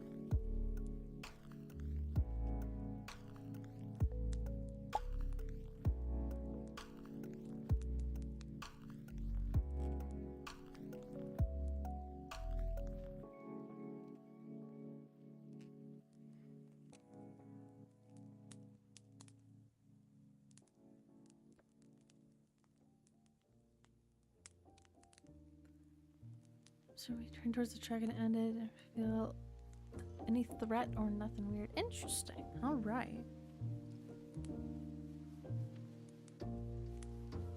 I don't know what that means. What the dream means. But it's 4 seconds. Like, it's a very short one. Give me 1 second. I need to adjust my hair clip.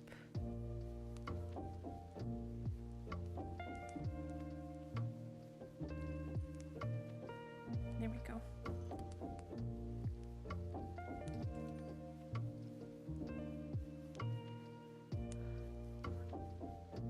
You have some bell pepper? Oh, nice.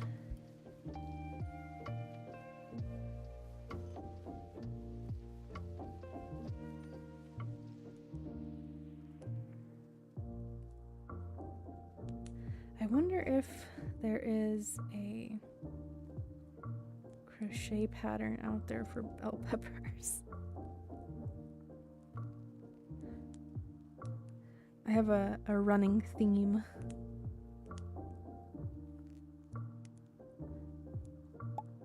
Of making crocheted produce.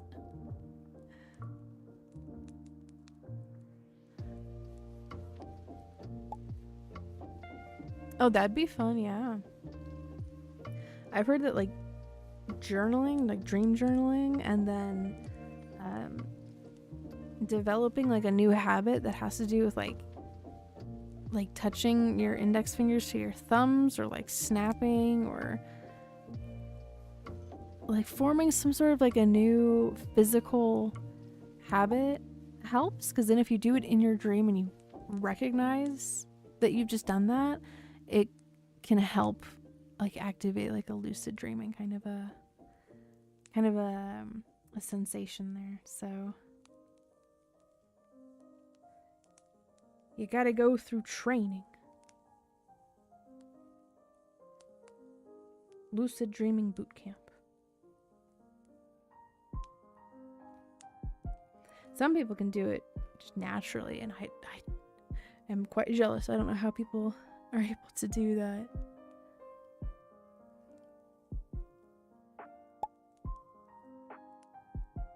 I've never been able to do it, so.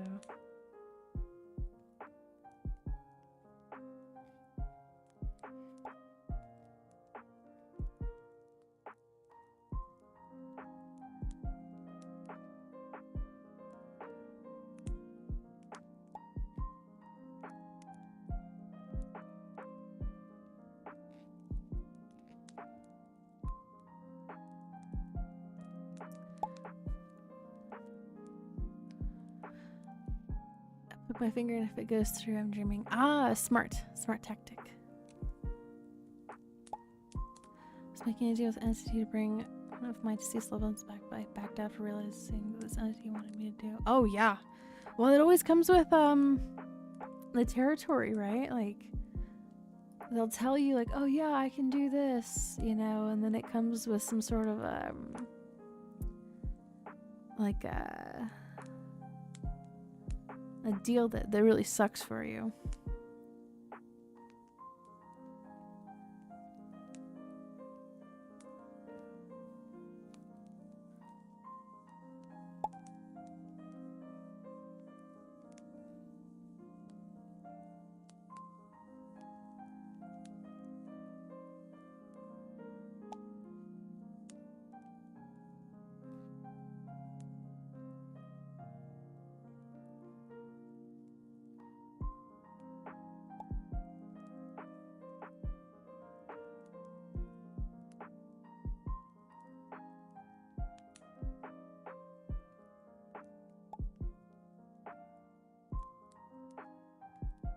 My dog always visits me in my dreams, and I get to see her again. Oh, that's nice. It's sad to wake up from, though, I'm sure, but nice to be able to see her again.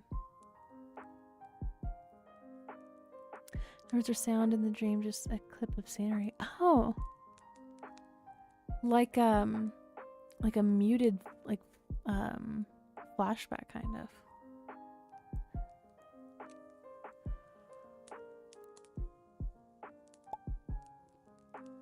In a gold box, when I see this box and I realized it was a normal gold box or a chest. Oh, like a Pandora's box kind of a vibe there.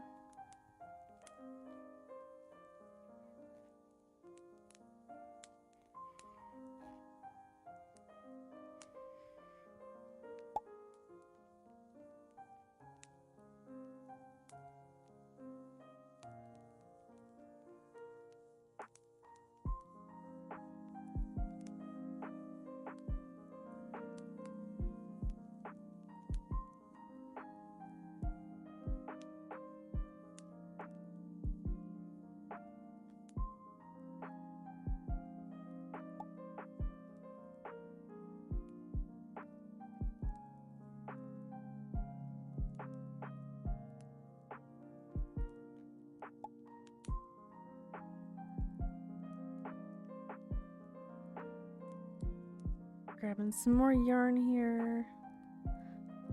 This is a center pull from a skein. It's not wound up on a paper towel roll.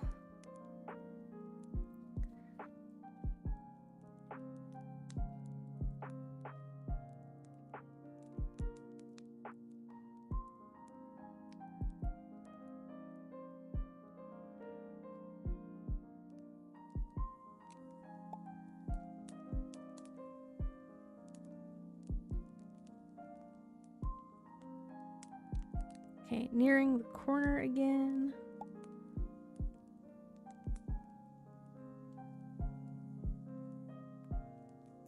Something holy in the box it wanted to open wasn't a box, it was something very... It was the very thing humans are allowed to touch because... Oh, I see. Good thing that you backed out of that.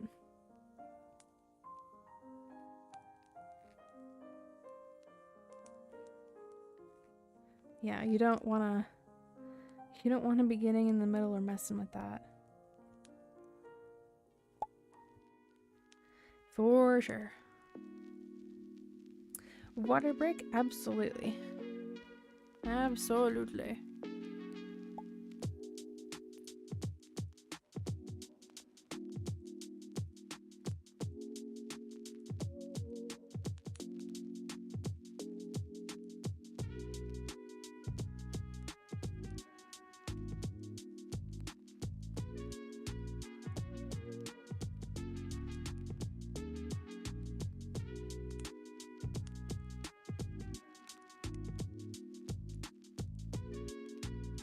Nor do they recommend parsley to soldiers with bad dreams or PTSD. Parsley? Parsley? Take enough you don't dream. What? I did not know that. I did not know that that was a thing. And this box is the Ark of the Covenant. Yeah. So I'm saying, like, you don't want to mess with any of that. Good, Kalamasi. Practice makes not always perfect, but you know, efficiency. It makes efficiency. Rate my day. It's been maybe like a 6.5.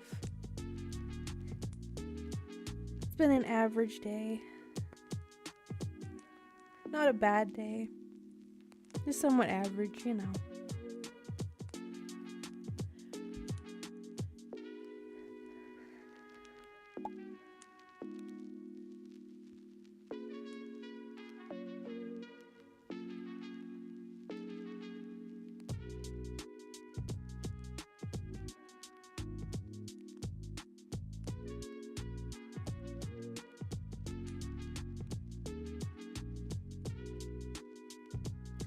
Moses and these handwritten commandments in it. Yeah.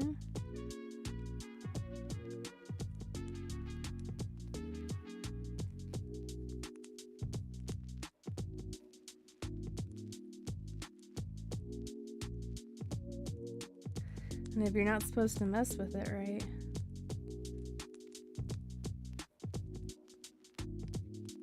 So I think that you made the right choice in your dream there, it sounds like.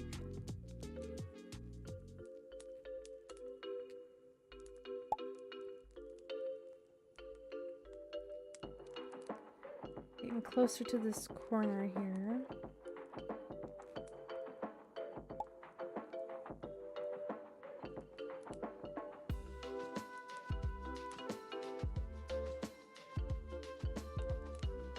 Hello, Christus. Welcome on in.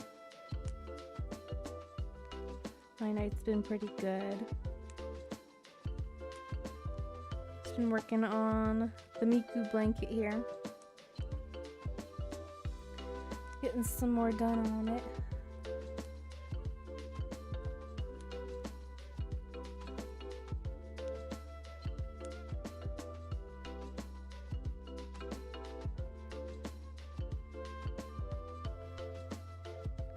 Slowly but surely making progress.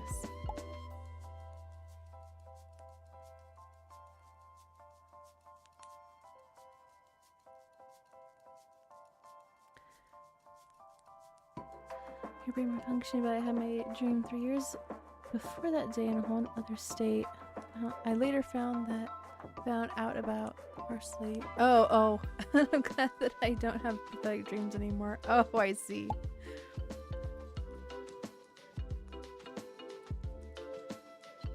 Now see with the quotation marks around it. Now I know what you're talking about there. Okay. And I have experienced the same thing. Is that I wasn't having any dreams, but also no nightmares either. So there's like pros and cons to it. But also I assume, right, if like you're not having any dreams, right, you're not hitting REM, a rapid eye movement kind of sleep, so maybe like you're not getting fully rested.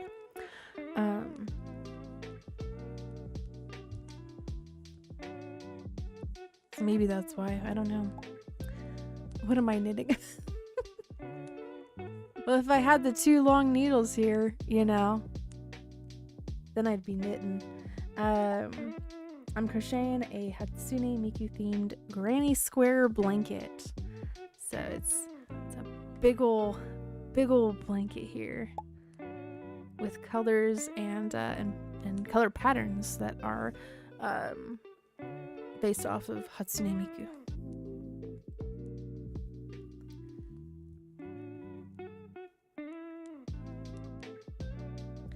And then when I'm finished with this round, I'm gonna go and I'm gonna go into a different project and in reverse basically all of it, because I don't have enough yarn to finish it, and it's like the shape that it is right now. So I need to frog it all. So, and I need to have it done before the 17th of next month. So I'm sure that I will have it done by then. I don't want to have to ship it afterwards, especially because the person that I'm making it for, she's a little she moves around a lot. And so I want to be able to just like give it to her in person, and not have to worry about like like me putting an address on there and then she doesn't live there anymore.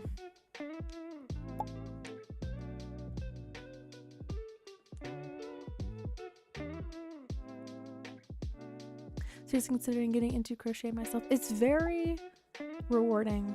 It's a little like, depending on where you get your yarn from, it can be a little expensive. But like if you go to Dollar Tree and they have like little skeins there, and you find some crochet hooks on Amazon, you can do it for pretty cheap. So the Woobles kits are expensive from what I've seen. They're cute, don't get me wrong, but they can be expensive. So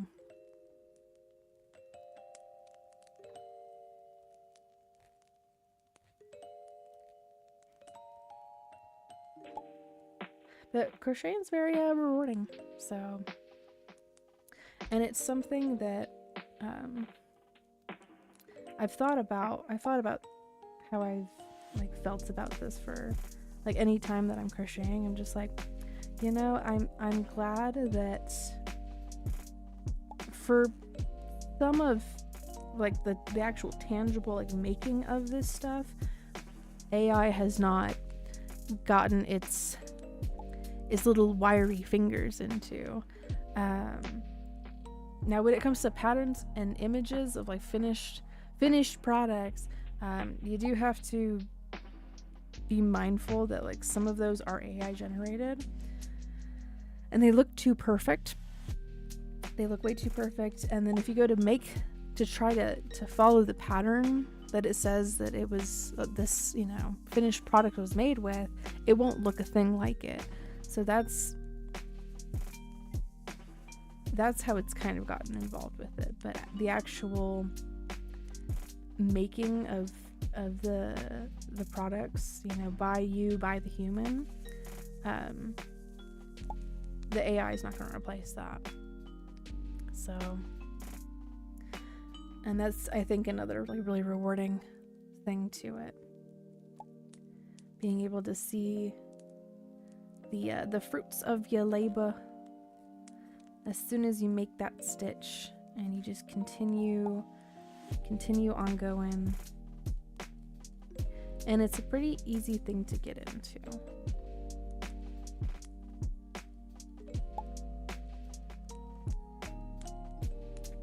I still haven't finished my very first project that I ever started because because of the yarn that I chose to use. I chose to use a very thin baby blanket type of yarn for a mesh tote bag, and the pattern that I chose to use said it was beginner friendly, and kind of isn't. So I had started to add stitches, and then I got, I got a little frustrated with like the shape that it was taking. It was all like oblong. It was so whack. I was like, this doesn't look right. So I had to frog almost all of it, besides the bottom of the base. But you learn with every project that you start, and when you finish it, right, and it looks the way that you want, or maybe it doesn't, you learn with every single attempt. So like with this really large tote bag that I'm about to do a huge reversal on, because I don't have enough yarn. It's another learning experience. So, and I've already had to restart it once now, because my first attempt at it, it was all twisted. It was all twisted around.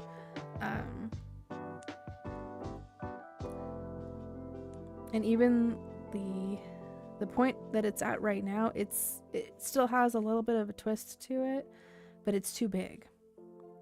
It's too big, and I don't have enough yarn to finish the strap on it. So I gotta go back. I gotta make it like about like half the size that it is. So you guys will see me doing that here soon. Once I'm done with this round.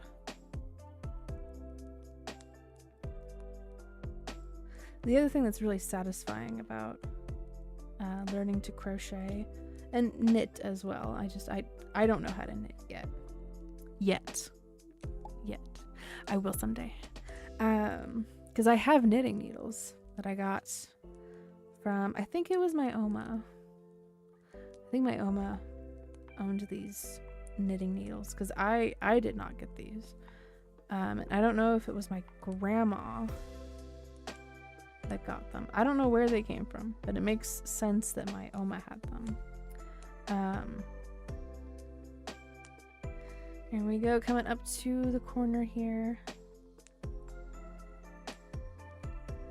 Chain one, and then find this chain here that we slip into. Thank you, yarn, for behaving. Now I'm gonna go into this next chain space here and slip. Do a slip stitch. And but like I was saying earlier, the other thing that's like really rewarding about learning to do crochet and then knitting as well is that you can make yourself little pouches out of the yarn that you have. And if you want to make a peach pouch, you can make a peach pouch. If you want to make strawberries, you can make strawberries. If you want to make like a cute little ghost, like plushie or something, you can do that. It's so freeing.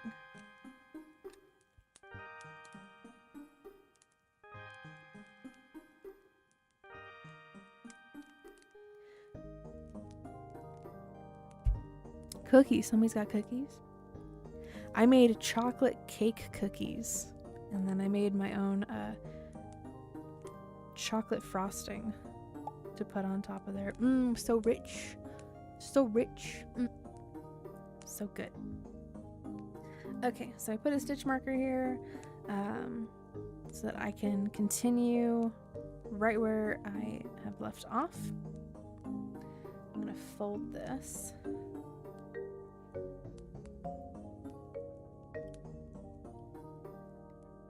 We've added some more rows here to our Miku blanket.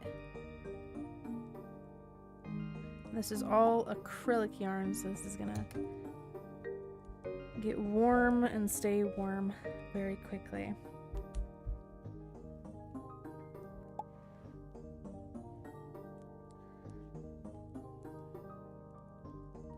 And I think because this gray yarn here is a little thicker, there's a bit of a change here. So I just gotta we stretch it. We just stretch it a little bit. It's fine.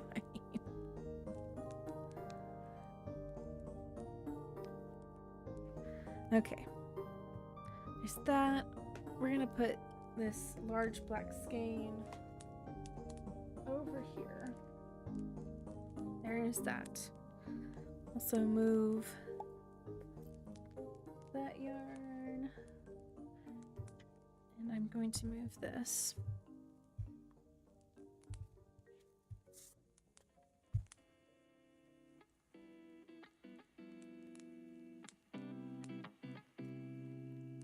I think I need to rewind this gray.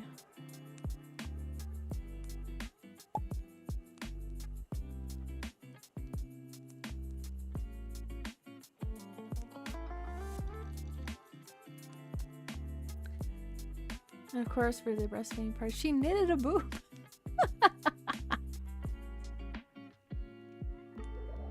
She knitted a boob. Hey man, functional. Functional. The gray yarn over there. I like to keep all of my projects and the yarn for them in the same area if I can. What do you guys look like? How I think you look like in my head? And that's always a lovely mystery. There's previous streams where I've had the webcam on my face before, and then my profile picture is what I look like. Well, that's what I looked like when I was younger. I think that was during COVID. I told her to give me the boo. We live pretty far. Oh, gotcha. I just put it in a box and ship it over. Don't worry about the USPS looking through it. Okay. So for this bag, I used a 6mm hook. And this is it.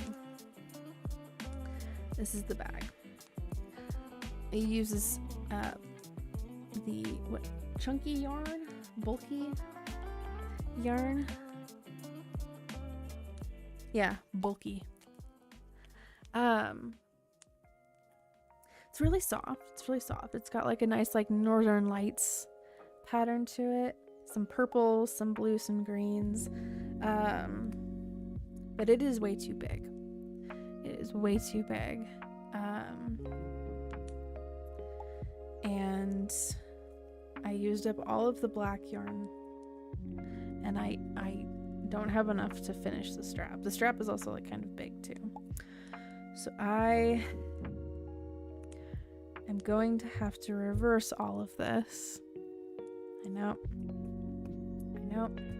Much pain, but I want to make it it doesn't even fit all the way on my screen here. It takes up the entire screen here. I want to make it half of the size. So this base here, I chained well, you guys can't even see. It's dark. There are 40 chains here. Oh, I chained 41 because you want to have one chain to turn with. So I went all the way around. I'm going to reverse all of this, and instead of chaining 41, I'm going to chain 21. So I just get it halfway. I want it half the size that it is, so that I have enough yarn to actually finish this. So, and I'm yapping right now instead of doing it because I'm procrastinating. Because I'm procrastinating. Okay. Okay.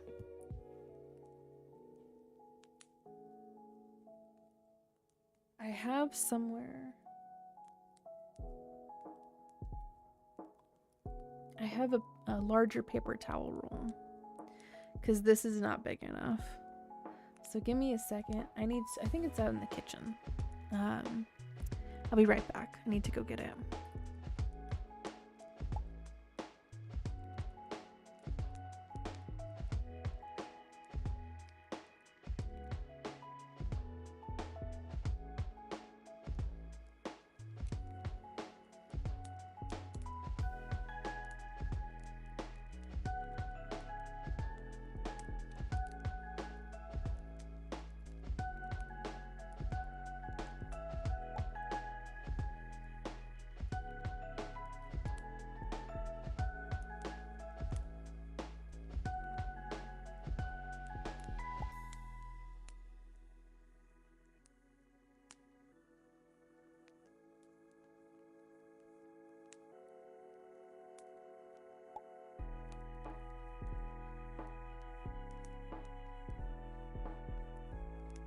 Okay. I have returned.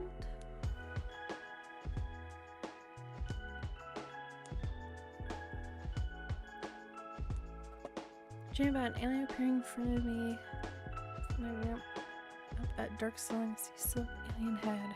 That's freaky. I saw a Jesus head moving in front of alien. Just rolled over and went to sleep in a dream. All was at peace in my dream. Oh wow. It's a very prophetic dream, actually. Yes, what is your serious question? I'm like going from like being really warm and then being freezing. I could like take off the Kuromi robe that I have. And I get way too warm and I take it off. Put it on, get too warm, take it off, start freezing. If you were a guy and balding, let's say mid-30s, what would you do? I would invest in a collection of hats. That is what I would do.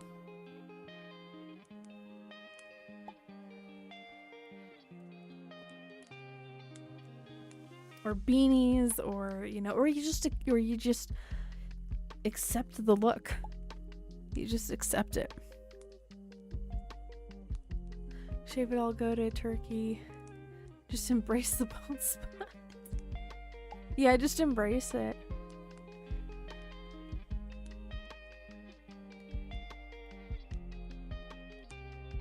There's a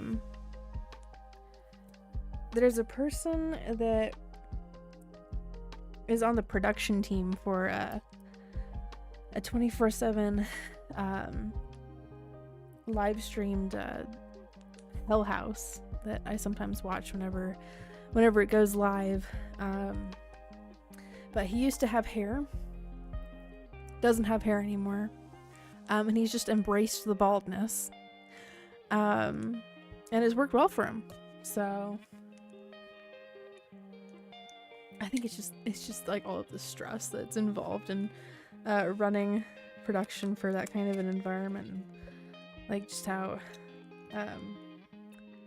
strenuous it is, but yeah, so I'm gonna go put this on a larger skein or a larger roll here. Okay.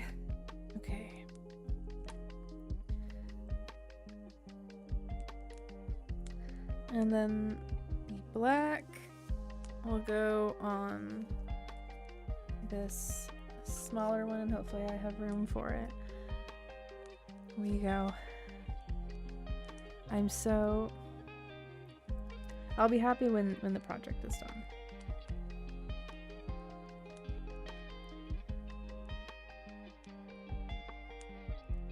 That's just kind of what happens when you're doing a project freehand without a pattern that tells you how many yards of yarn that it uses. So we go back, we rip it.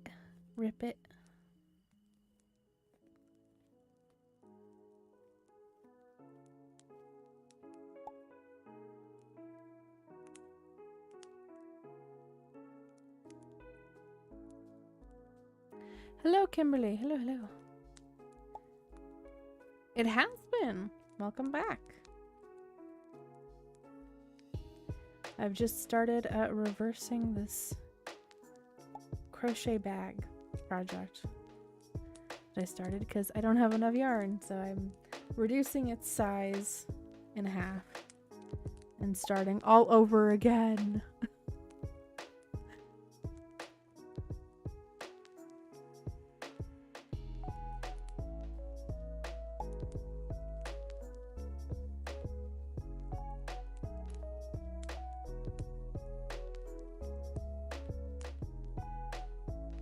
I'm doing my winding.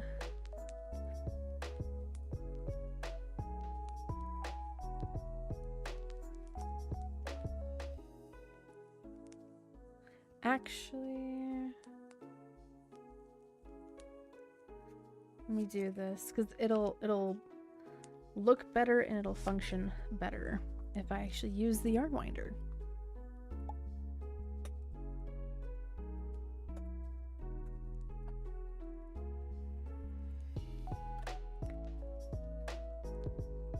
Keep rolling. Your birthday's in 8 days? Oh, well. Happy early birthday.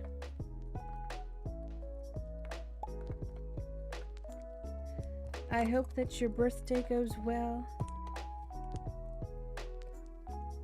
I hope that you get to do everything that you want to do on your day.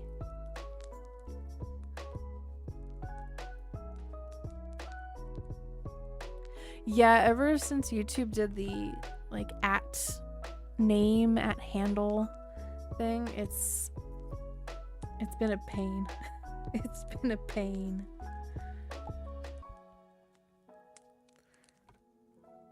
Extend that out. Put the yarn through.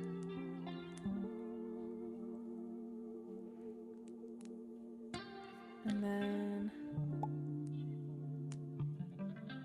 stick my yarn into the old toilet paper roll. And stick that downwards there.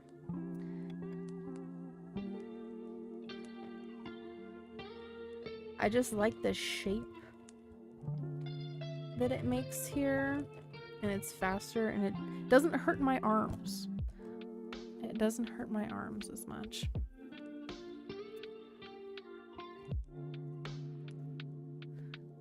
Google's calling you crazy. Oh my goodness.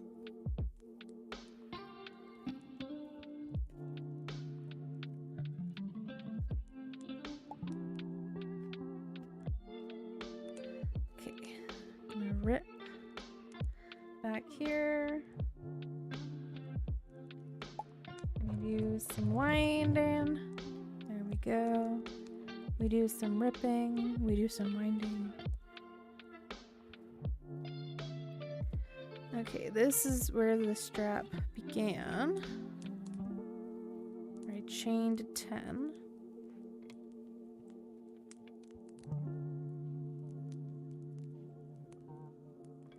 Okay. And I can attach this to the rest of this black yarn down here. It's 1:01 a.m. for you? Oh my goodness.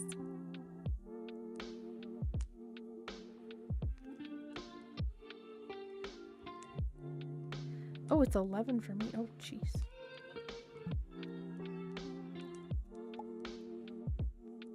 Well, a majority of my stream was crocheting more onto the Hatsune Miku blanket. So as long as the title of the stream is the majority of what I was actually working on, I'm fine. It's fine for me. Okay. And we're gonna loosen this because if I were to put this onto here, it is going to oh nope, it's gonna smack the camera. It's gonna smack the camera.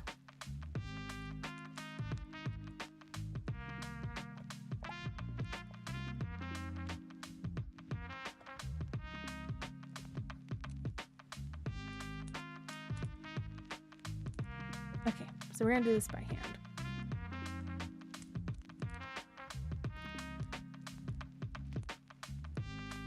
Part Irish and German, I don't know how much. Oh, I see. I am a quarter Indonesian, a quarter Dutch, and then that's on my mom's side because she is half Dutch, half Indonesian. Get this yarn in here.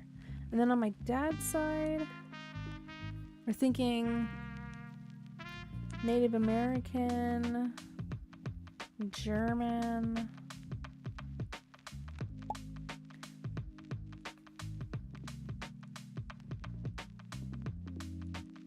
maybe something else in there too. I've never done like the genealogy kind of a test, so I'm very mixed. I'm very mixed. The yarn back in there.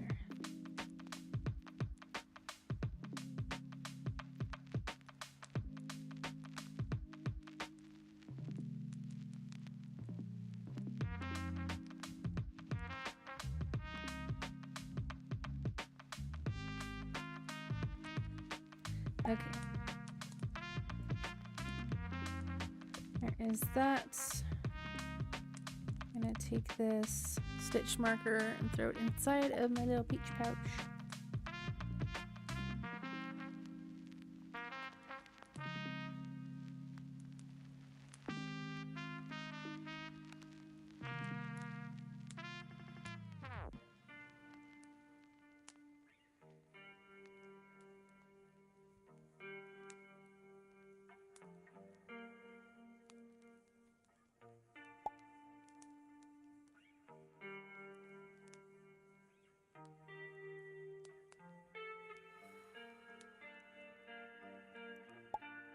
I should have put more of this yarn in here. I don't know why it's annoying me to have to keep putting it back in there. Whatever, I guess. Whatever.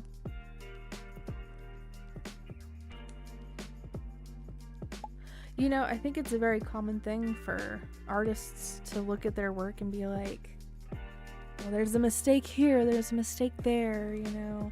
This looks like crap, what do you mean?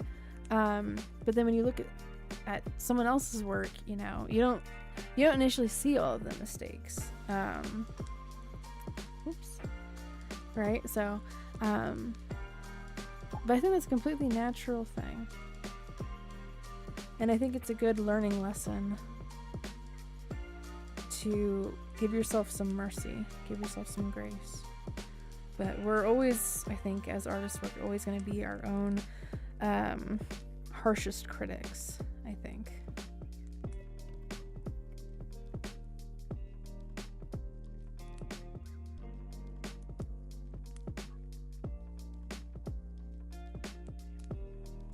Yep, and we always try to improve.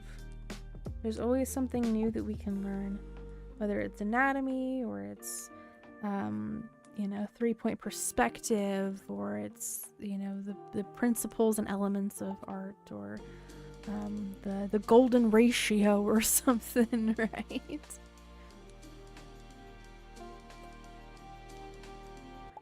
Christus is the exception.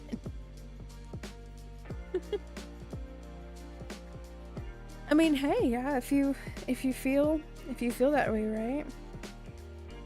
You can you know, shift your focus to like a different medium or something. If you feel like you're like not learning as much,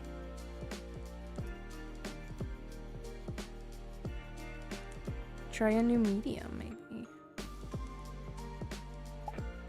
Try something that you're not comfortable with. A medium that you haven't spent enough time on.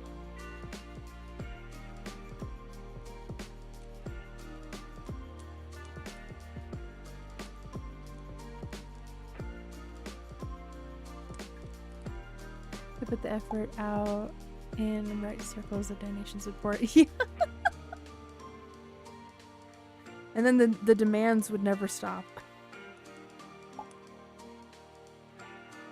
So is the caveat with that.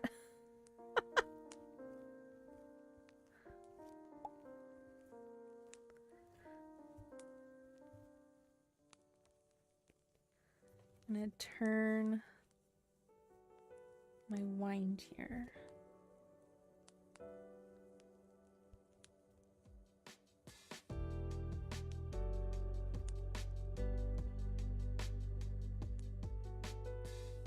I know we are not forming a knot right there.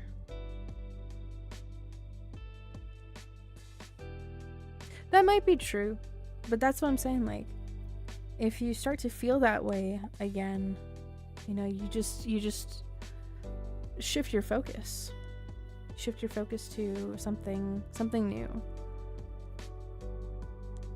If it happens again, just do it again. Just focus, shift the focus again.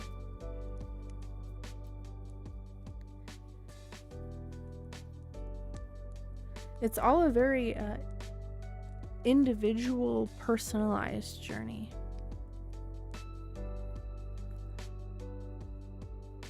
Well, that's nice, Kalamasi. I'm glad you were comfortable enough and felt hopefully accepted enough to do that.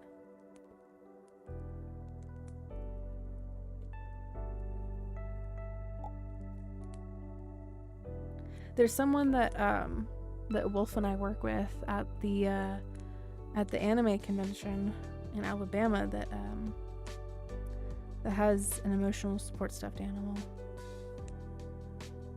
It's a dog. I think it's like a beagle. Oh,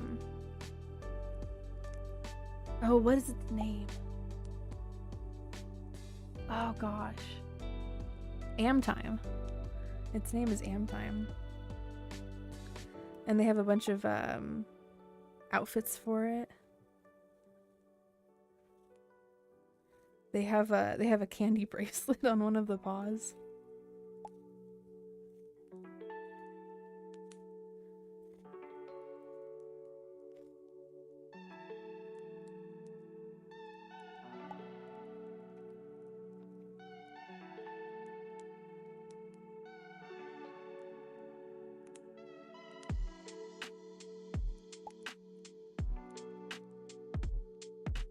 These are all single crochets.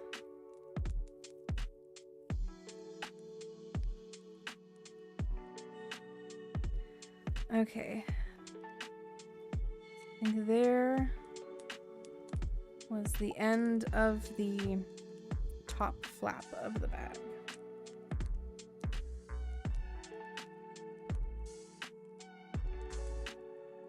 That is true, Strongheart. It is true.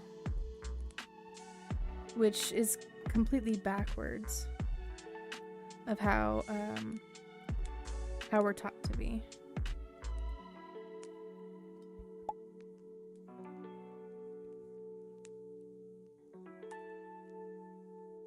And I think it also really depends on the type of church as well.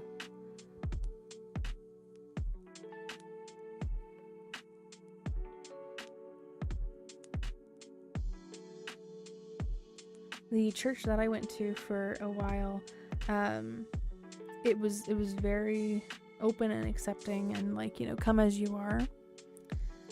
So if I wanted to go in pajamas, I could go to church in pajamas.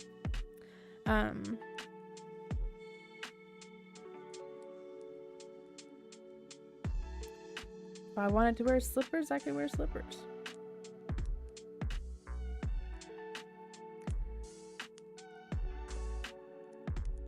But then there's other churches, you know, in that same town where, you know, you wear your Sunday best. You wear your, you know, your dress and your, you know, suit and tie and all of that. So, you know, it just kind of depends on what you're comfortable with. There's some people that are, you know, more comfortable with the latter, and then there's some that are more comfortable, you know, with the one that I went to. So, but, you know, to be like judgmental, right? Like that's not what we're taught to be. So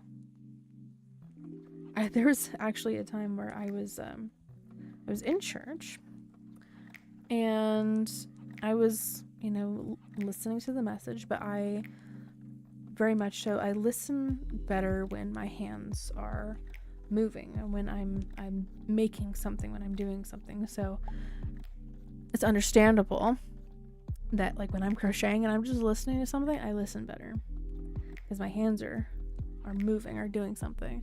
And I was drawing on like one of like the programs that they have, and there's like a section on the back where you can take notes. And so I was drawing on the back of the program in the notes section, and this lady, I don't know if she was new or if I had just never seen her before, but she was sitting next to me, and she goes and she leans over to me and she whispers, and I don't know who this lady is, so it was like, that was already like a weird thing. She whispers in my ear, like, shouldn't you be listening? And so I looked over at her and I was like, I am. Shouldn't you? Shouldn't you be listening? So, and I had told my parents about it. And yeah, it was just like a whole like thing. I was like, what in the world? Like, mind your business. I'm like, you don't know me. You don't know, you know, that I listen better when I'm, you know, I'm making something. And I'm not drawing anything vulgar or, you know, grotesque or anything. I'm literally drawing a pony. I'm literally drawing one of my pony OCs. What is what is happening here? So, yeah. I'm listening, bitch. Shouldn't you mind your business? Yeah. Before you critique the speck in your neighbor's eye, you should remove the log from words. Right. Exactly. Exactly. That would have been a perfect moment. It's been like, you know, if I had the verse and the chapter memorized, I've been like, there. Look it up. Fighting Susan. Oh my goodness. Throws hands. Yeah, so But she probably came from a different church where it's very, you know, Sunday best, and I don't know, it's just like a different environment. But still, right? Yeah. Remove the log from yours first before you start trying to take the speck out of my eye. Don't be a hypocrite, eh? Don't be a hypocrite.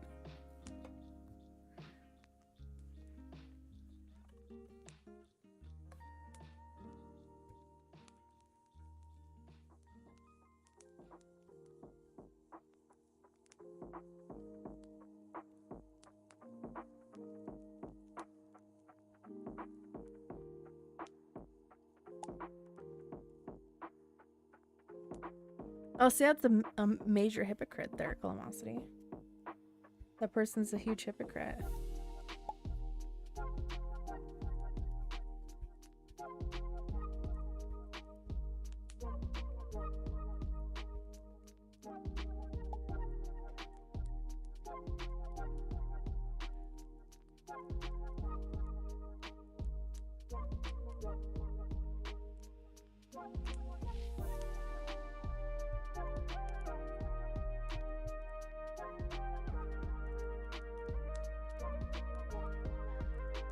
Come on, that church, I'm still stuck in it. Get me out of here. Oh, and it sucks too when you're at, like, you're not at the point where you can make that choice yourself. Please do not form a knot right here. I do not need that kind of drama. I do not need that kind of drama.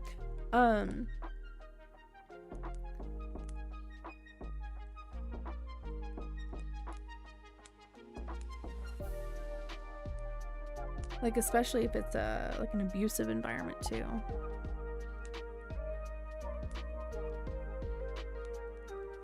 Very true, Yesaya. Very true.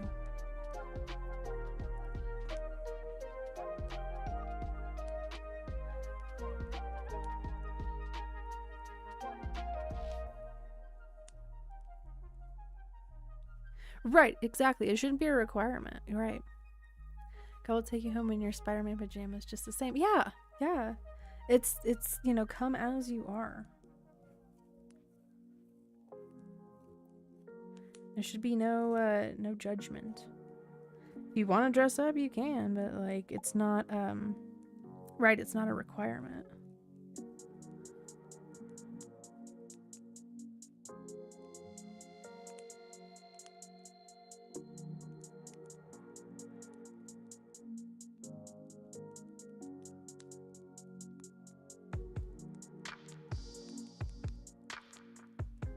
The other thing that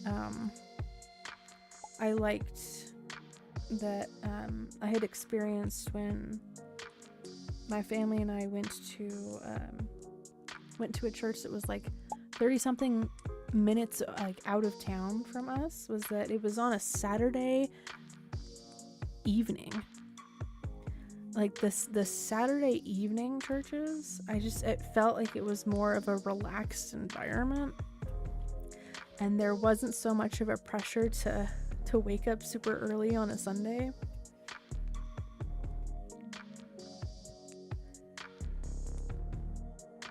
That was nice.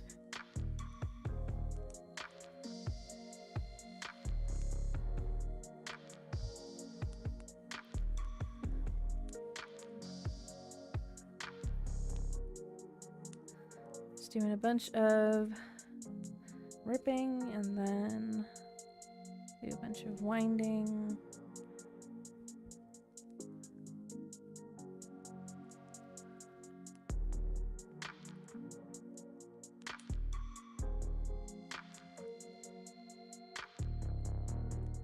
Well, and there's a difference too between, like, you know, loving people and like letting them walk all over you, because that's not love.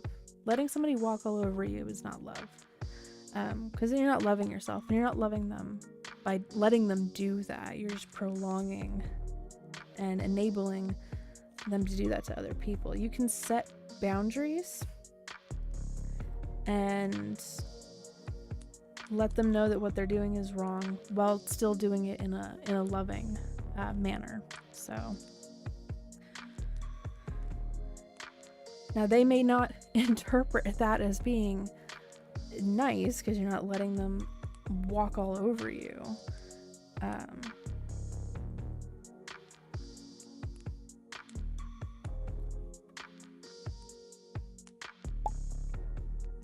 But there's a way to do it. There's a way.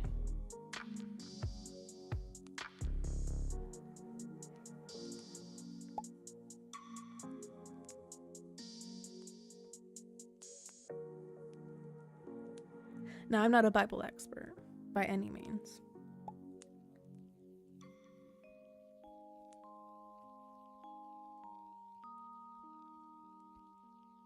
And I'm not a perfect Christian or perfect person or anything. I never claimed to be.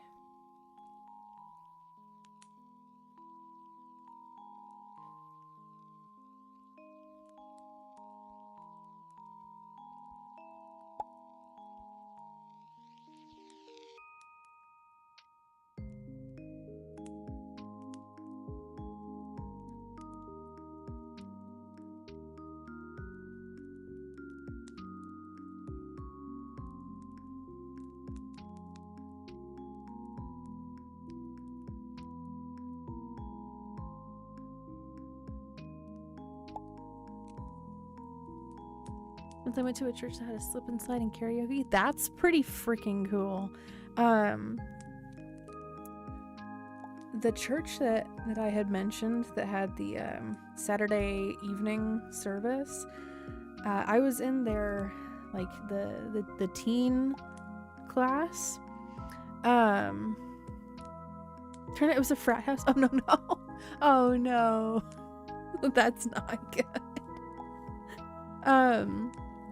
But so the teen class that I was in, they actually did have a karaoke machine, and I have a vivid memory of like after the class was out, I went and I turned on the karaoke, like it was like an arcade machine karaoke. And they had Avril Lavigne's Complicated available on there. And so I went and I sang it.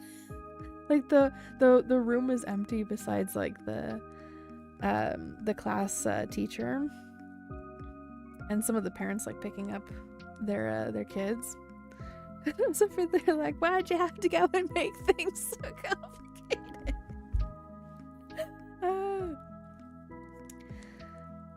But that made it fun, and it made it like, I don't know, it made it was hip. It made it hip. So,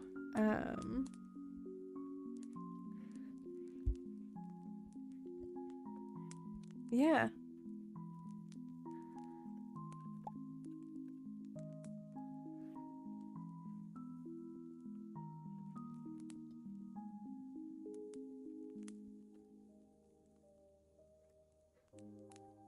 I have a question for you guys that are Christians. What do you guys think about the books of the Bible that were removed, like the Book of Enoch and so on and so forth? Because I understand why. I understand why they were removed. Kind of like takes away from the meanings and the focus of the rest of the Bible. But I don't know, I'm so fascinated with the whole like Nephilim part of it. It's very fascinating. It's very fascinating to me. Come on, Mr. Happens to the best of us. We all experience, mistaking a frat house for a church, like at least once in our lives.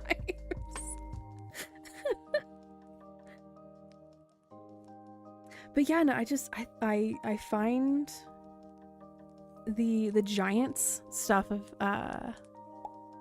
it like so intriguing. And I don't know why.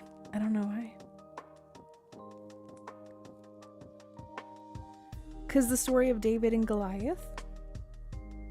I mean, Goliath was a giant.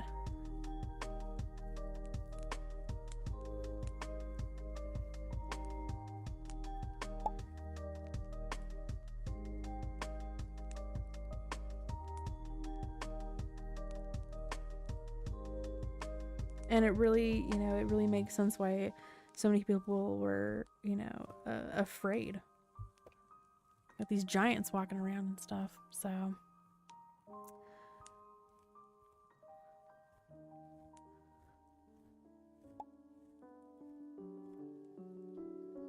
but again, I can understand like why it was, why a lot of those books were removed.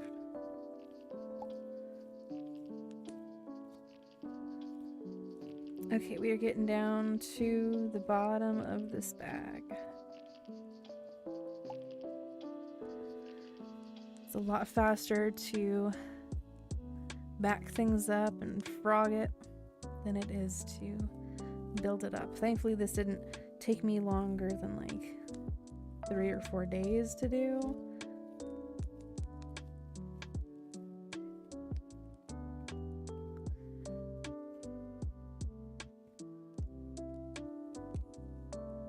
Well, I've been planning to stay that way. Yep.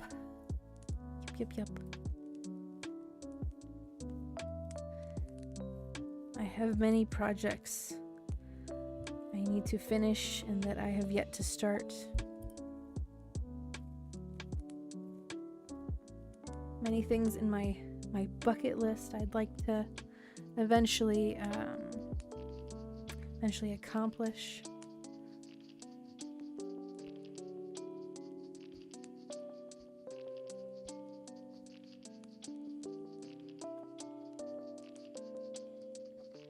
Okay, I'm gonna back up so you guys can't totally see me winding, but I need to like adjust my posture.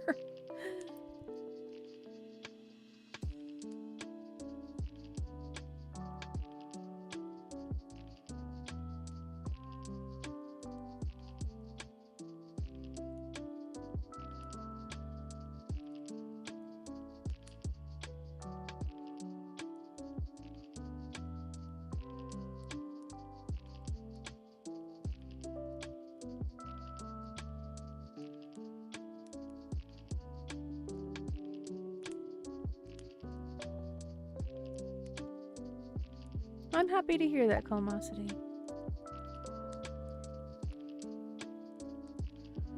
I'm always happy to see you in chat. I know that sometimes life gets busy though.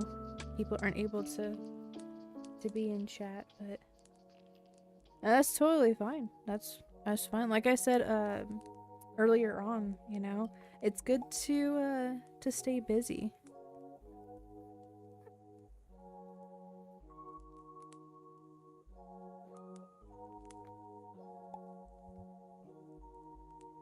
Sure, there's definitely times where rest is needed and just sit in the calm. But if you're starting to feel like lethargic and like, you are like purposeless, that busyness is good.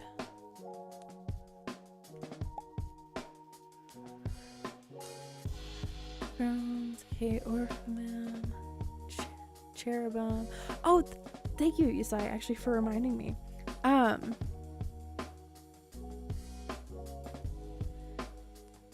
When I was in high school, right, I went to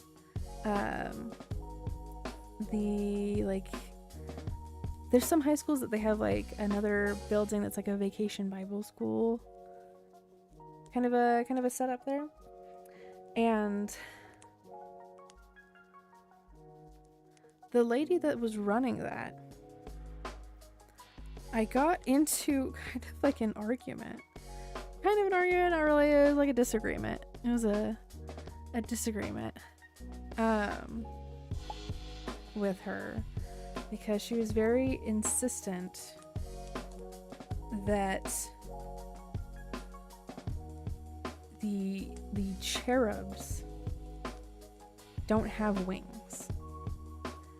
And I don't know what kind she was referring to, but I looked up pictures of a cherub and it's got wings.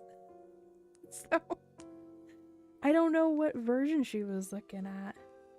I guess we were looking at two different versions. So but it was just such a silly, I don't know, looking back on it, it was such a silly thing for us to have a disagreement on. Because maybe it's just like different versions, but I'm like looking at a picture of it, I'm like, they have wings. So yeah, but I was in high school. It's just interesting to see what people get like hung up on. The little details about it. Yeah, that's what I was thinking, right? It's like, no, they have wings.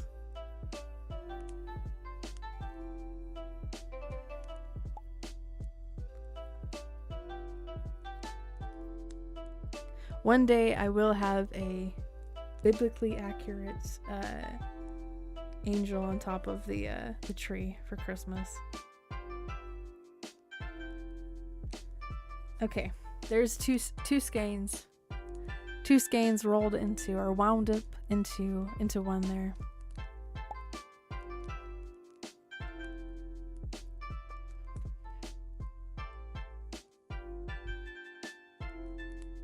Well, the most important part about that spank is us having a relationship with Jesus, with the Creator, with God, Holy Spirit, Jesus.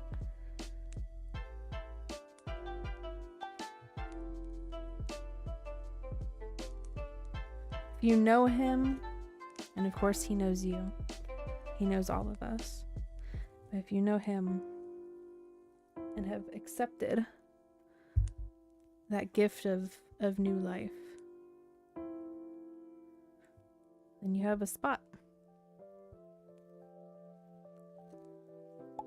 Throne of God with the 3 different types of angels depicted in Ezekiel's version. Oh, I was wondering what that was, Isaiah. Thank you.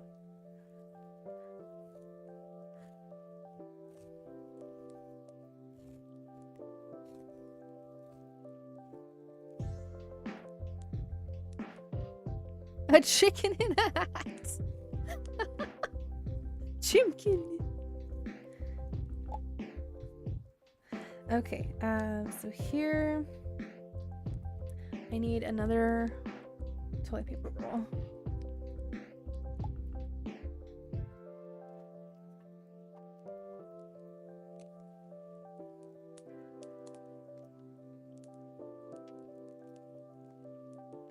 Thankfully, I have one right here.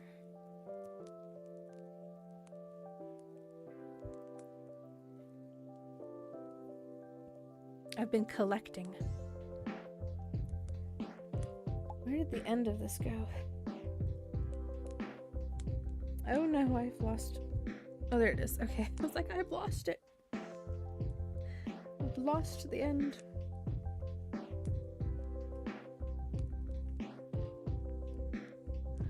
Lebo said it looked like Warren.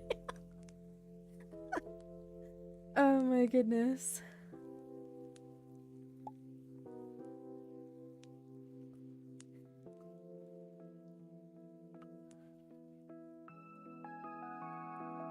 Oh, there's another manufacturer's not right there.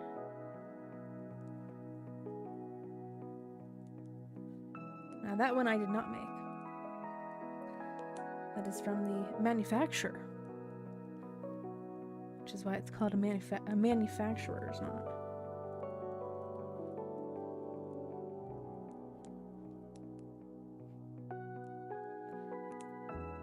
Okay.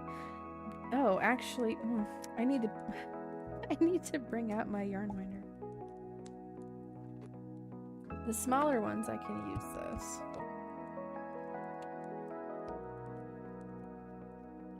And it's better on my arms and my shoulder that way.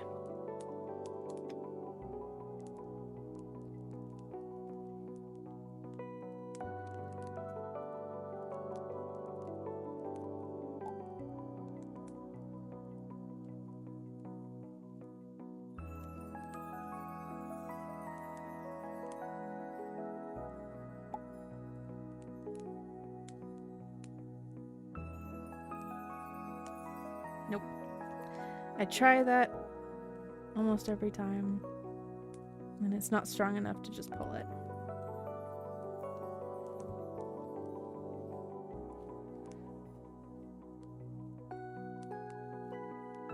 So when I go to redo this,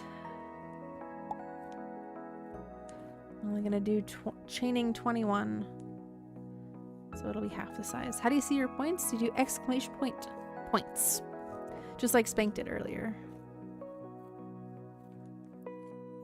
Yep, just like that. Just copy what Spank did and it will show you how many vibe coins that you got.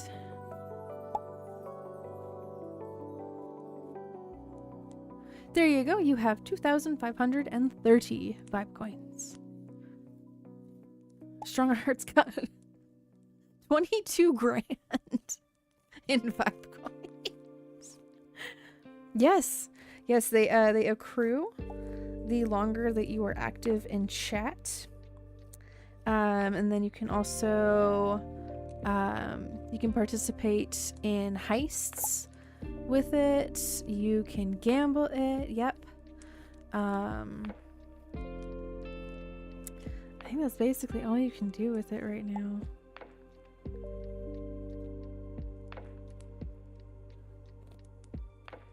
There you go. Now you've got 200 more.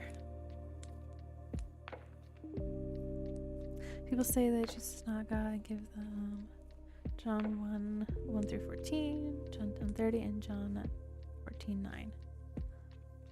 Yeah.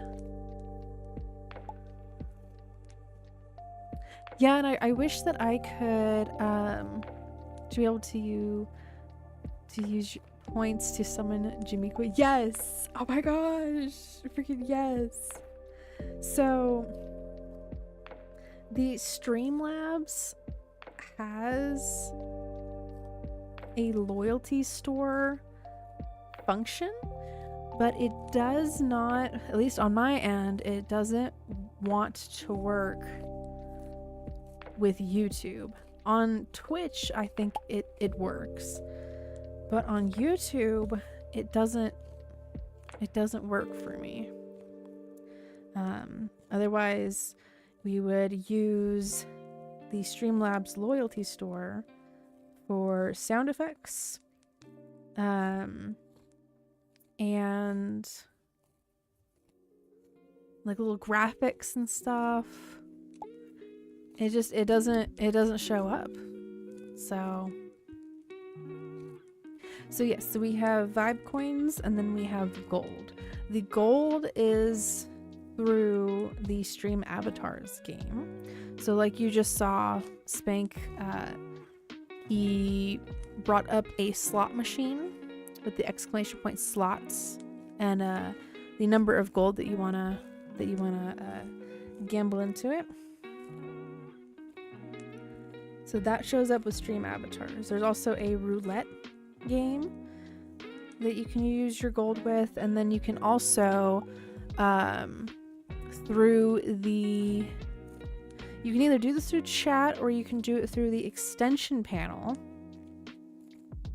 You can get little hats and sunglasses and items for your avatar. It is, Isaiah, and like, because it's so frustrating, it's exhausting for me, and I just hope and pray for them that like they'll have like a moment, right, where like, you know, the evidence is irrefutable So, and I never go to like force anything like that, because and it feels wrong. It feels weird. There we go. It all is oh, you guys can't even see it. It's just a chain. There it goes. Now the bag is gone. Just like that. But yeah, ultimately, God knows exactly what, what can impact and change an individual person's mind better than I ever could know. So I just do my best to be a good example, And even I don't have all of the answers. If somebody had like a question about something that had to do with scripture, I don't have all the answers. I don't have all the answers to that.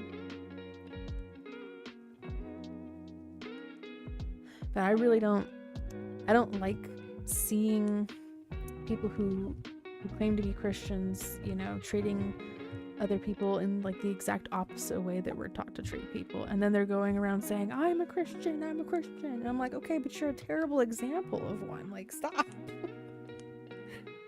Like, stop saying that.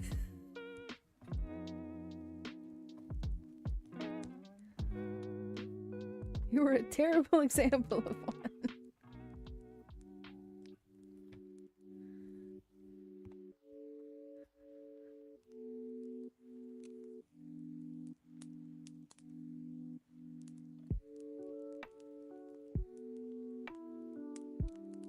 Why is that flopping around? Do not need that flopping around.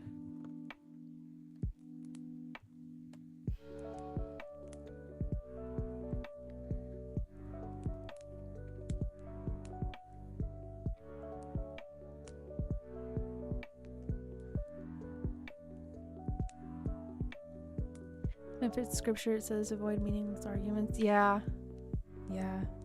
Again, I just leave it up to God. He knows what that person needs to hear, or see, or feel, or experience.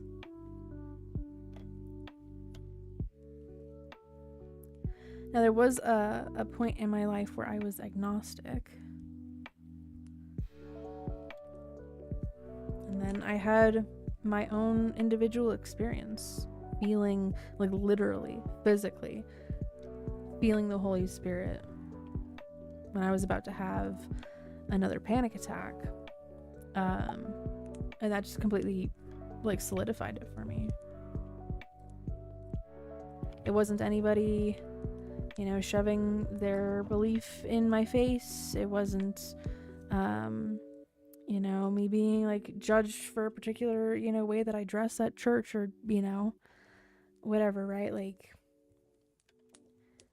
it's a personal, individual experience that cannot be explained in any other way except for like that's the creator.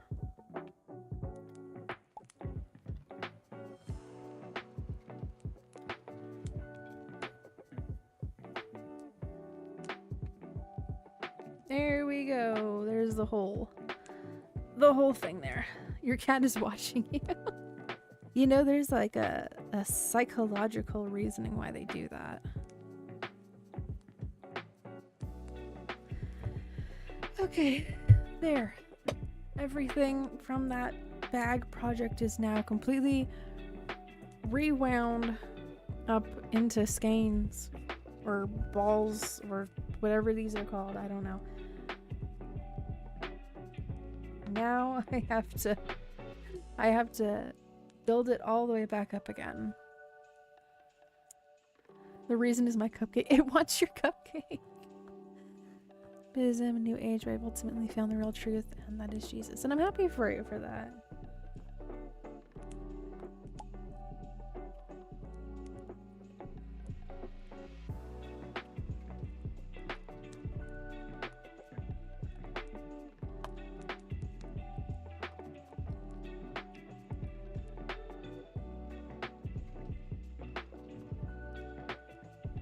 All right. Let's try this again.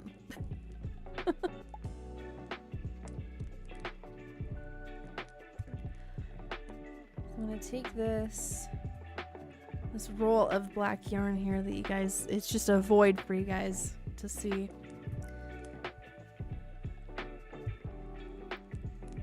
I'm gonna put it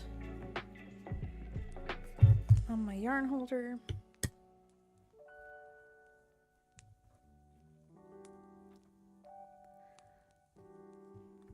And we are going to chain 21 so that this bag will be half the size that it was earlier. Cat is like, if I look cute long enough, I'll get a nipple. 1, 2, 3, 6, 8, 9, 10, 11, 12, 13, 14, 15, 16, 17, 18, 19, 20, 21. There we go. So it'll be half the size. My desk mat is dark, so you guys can like barely see it.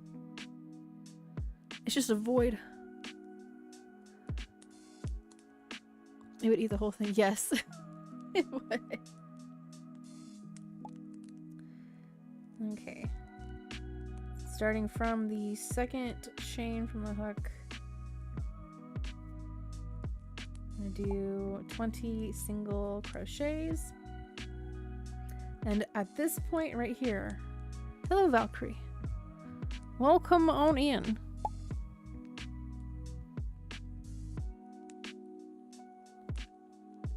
Need a stitch marker.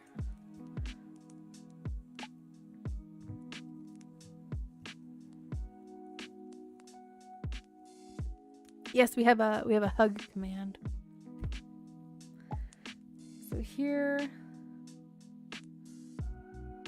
where we turned, I'm putting a stitch marker because this will end up being a corner.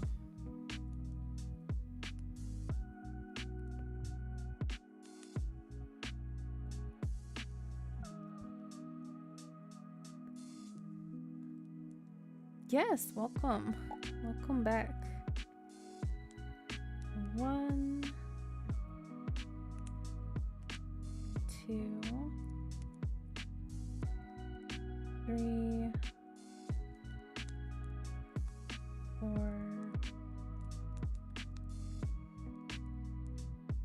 5, 6.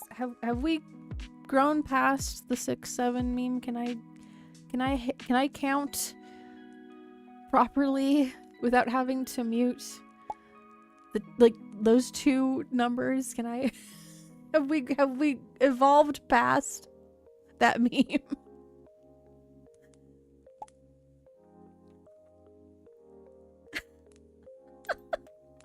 Oh no. Oh no, what have I ushered in?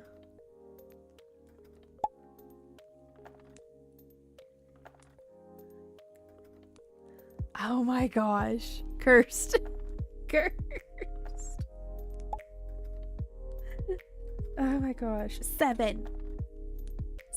I have 7 single crochets on this foundation chain. 8,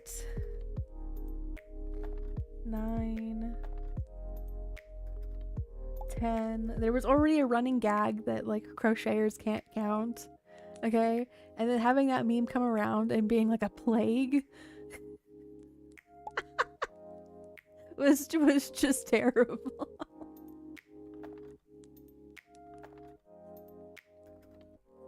11, 12, 13, 14, 15, 16, 17,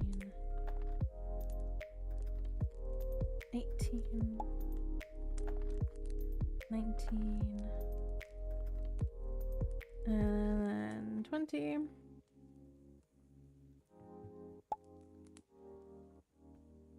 Go.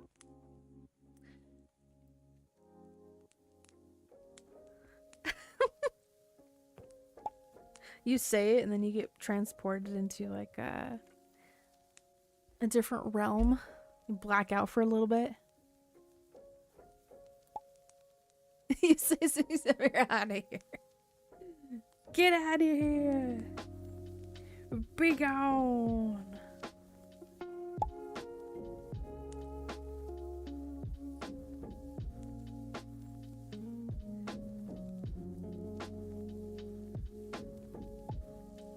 Okay. This is 1, 2. I need my counter here. So now put 2.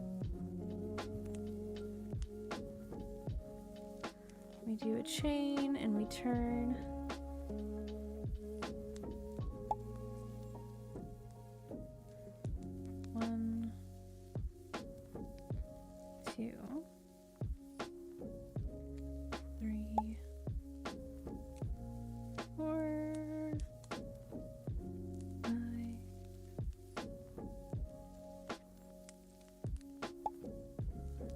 Saying it.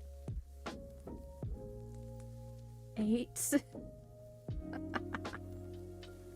9. 10. 11.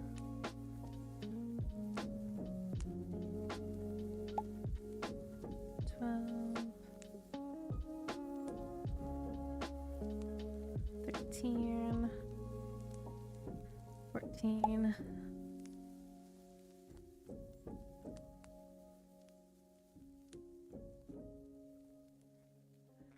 15, 16, 17, 18, 19,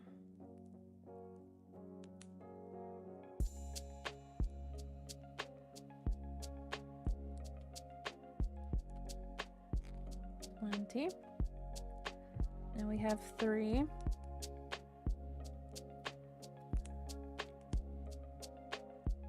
Start off so quiet and slow, now we're all here. I summoned everybody with that terrible meme. I had 167 what a journey.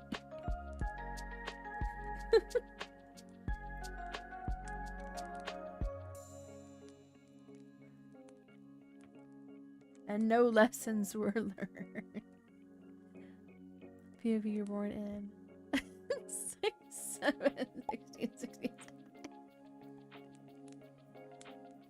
Turns out like something like completely cursed ended up happening then. 1, 2, 3.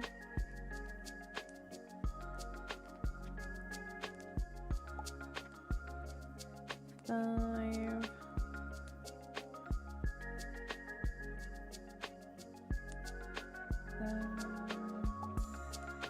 8. 9.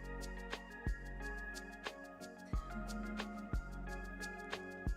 11. 12. 13. 14. 15.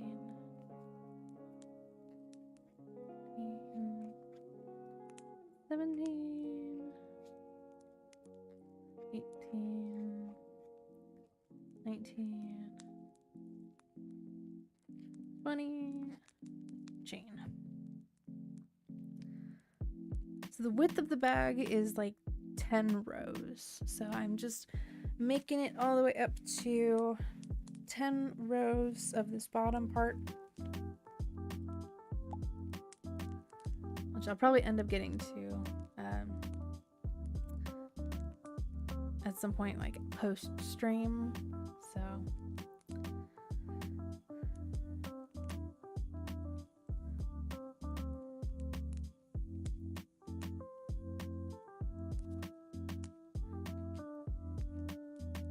but I need to get this bag redone. Oh, I was not counting. 1, 2, 3, 4, 5. Not saying it. Not saying it. 8, 9, 10, 11, 12, 13, 14, 15, 16, 17, 18, 19, 20, chain,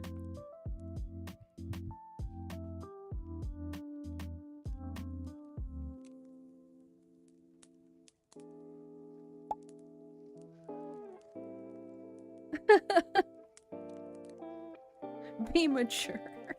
Imagine saying "be mature" in my chat at this hour.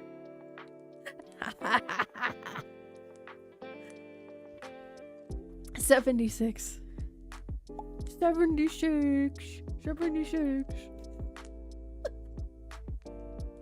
Okay, last minute. 11D. Oh my goodness, guys. I hope that you all have a great week. I hope that you have a great week.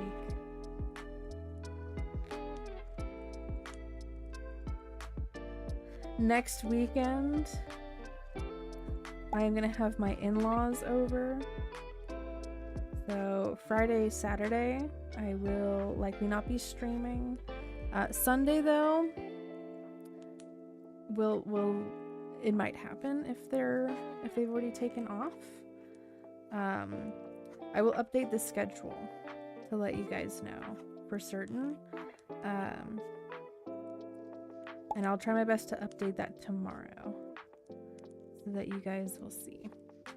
I'm gonna finish this round and hopefully I have 20 single crochets here. And then I'll show y'all the door. Wish you a good night. And that's 19 and then 20. Hopefully that's right. It looks right. Okay. There's my 6th row. There we go. Excellent. It is midnight.